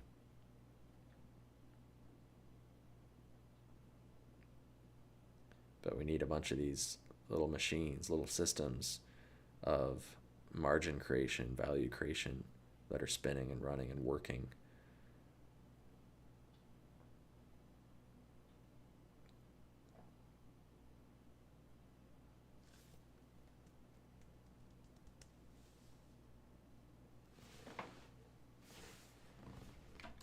Barato que isso. É mais barato que no aeroporto aqui. É mais barato que no aeroporto aqui. Pra acompanhar, estrogonofezinho de frango. Acompanhar estrogonofe. Já vem com champignon, tudo separado. Que vem com champignon. Arroz, separadinho, batata, R$150. R$150. R$150? R$150? Imagina. Imagina. Aqui tem muito mais barato. Aqui tem muito mais barato Que isso. É mais, é mais barato que no aeroporto aqui. É mais barato que no aeroporto. É mais barato que no... É mais barato que no aeroporto. É mais barato que no aeroporto. É mais barato que no... No aero... That part is tricky. No aero... I don't know. Mais barato que isso. É mais barato que no aeroporto. No aero... Que no aero... Que no aero... Que no aero... Aqui tem muito mais barato que isso. É mais barato que no aeroporto. No aero... No aero... Aqui tem muito mais barato que isso. É mais barato que no aeroporto. Aro... R$50. R$150? Imagina, aqui tem muito mais barato que isso. É mais barato que no aeroporto aqui. It is almost like you said aro, I think. É mais barato que no aeroporto. Aeroporto. Sei lá. Porto. R$150? Imagina, aqui tem muito mais barato que isso. É mais barato que no aeroporto aqui. É mais barato que no aeroporto aqui. No aeroporto. É mais barato que no aeroporto aqui. É mais barato que no aeroporto. É mais barato que no aeroporto aqui. É mais barato que no aeroporto. É mais barato que no aeroporto aqui. É mais barato que no aeroporto aqui.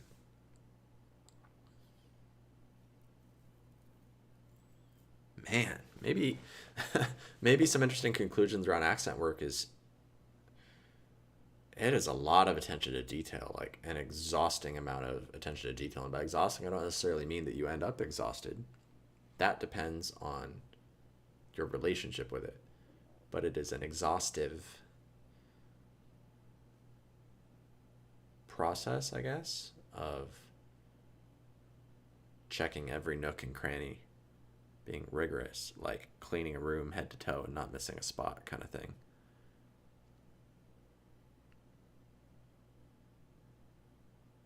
And most people are not ready for that or whatever, maybe. I don't know.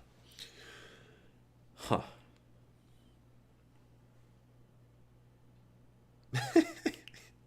Just a stupid idea popping in my head. It's like, what if when you get a client, the first week, your first task you assign them is to take a small toothbrush and to clean an entire room using just that small toothbrush and make sure they cover every single spot and don't miss it. And then if they can do that, they can probably do well with accent. This is sort of just like not probably a real idea, just something that popped into my head as a silly example or whatever, but that there's some element of truth to it at the same time. There might be a better metaphor, a better comparison, whatever, but it is like an obsessive, like bulldog, just keep coming back to it, deeper, detail, like not letting go, like obsessive until you freaking figure it out and master it. Wring out every last drop of value or whatever juice, like figure it out. And as you do that, you sort of inevitably get closer and closer and closer.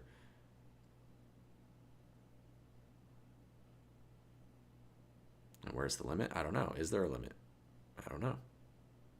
But I think might be able to pass. And maybe not just pass, maybe it's again kind of a fuzzy thing there, but you pass deeper and deeper and more consistently, more and more convincingly, more and more naturally, more and more easily, more and more automatically, so on and so forth. Anyways, I'm tired. I'm gonna end this live.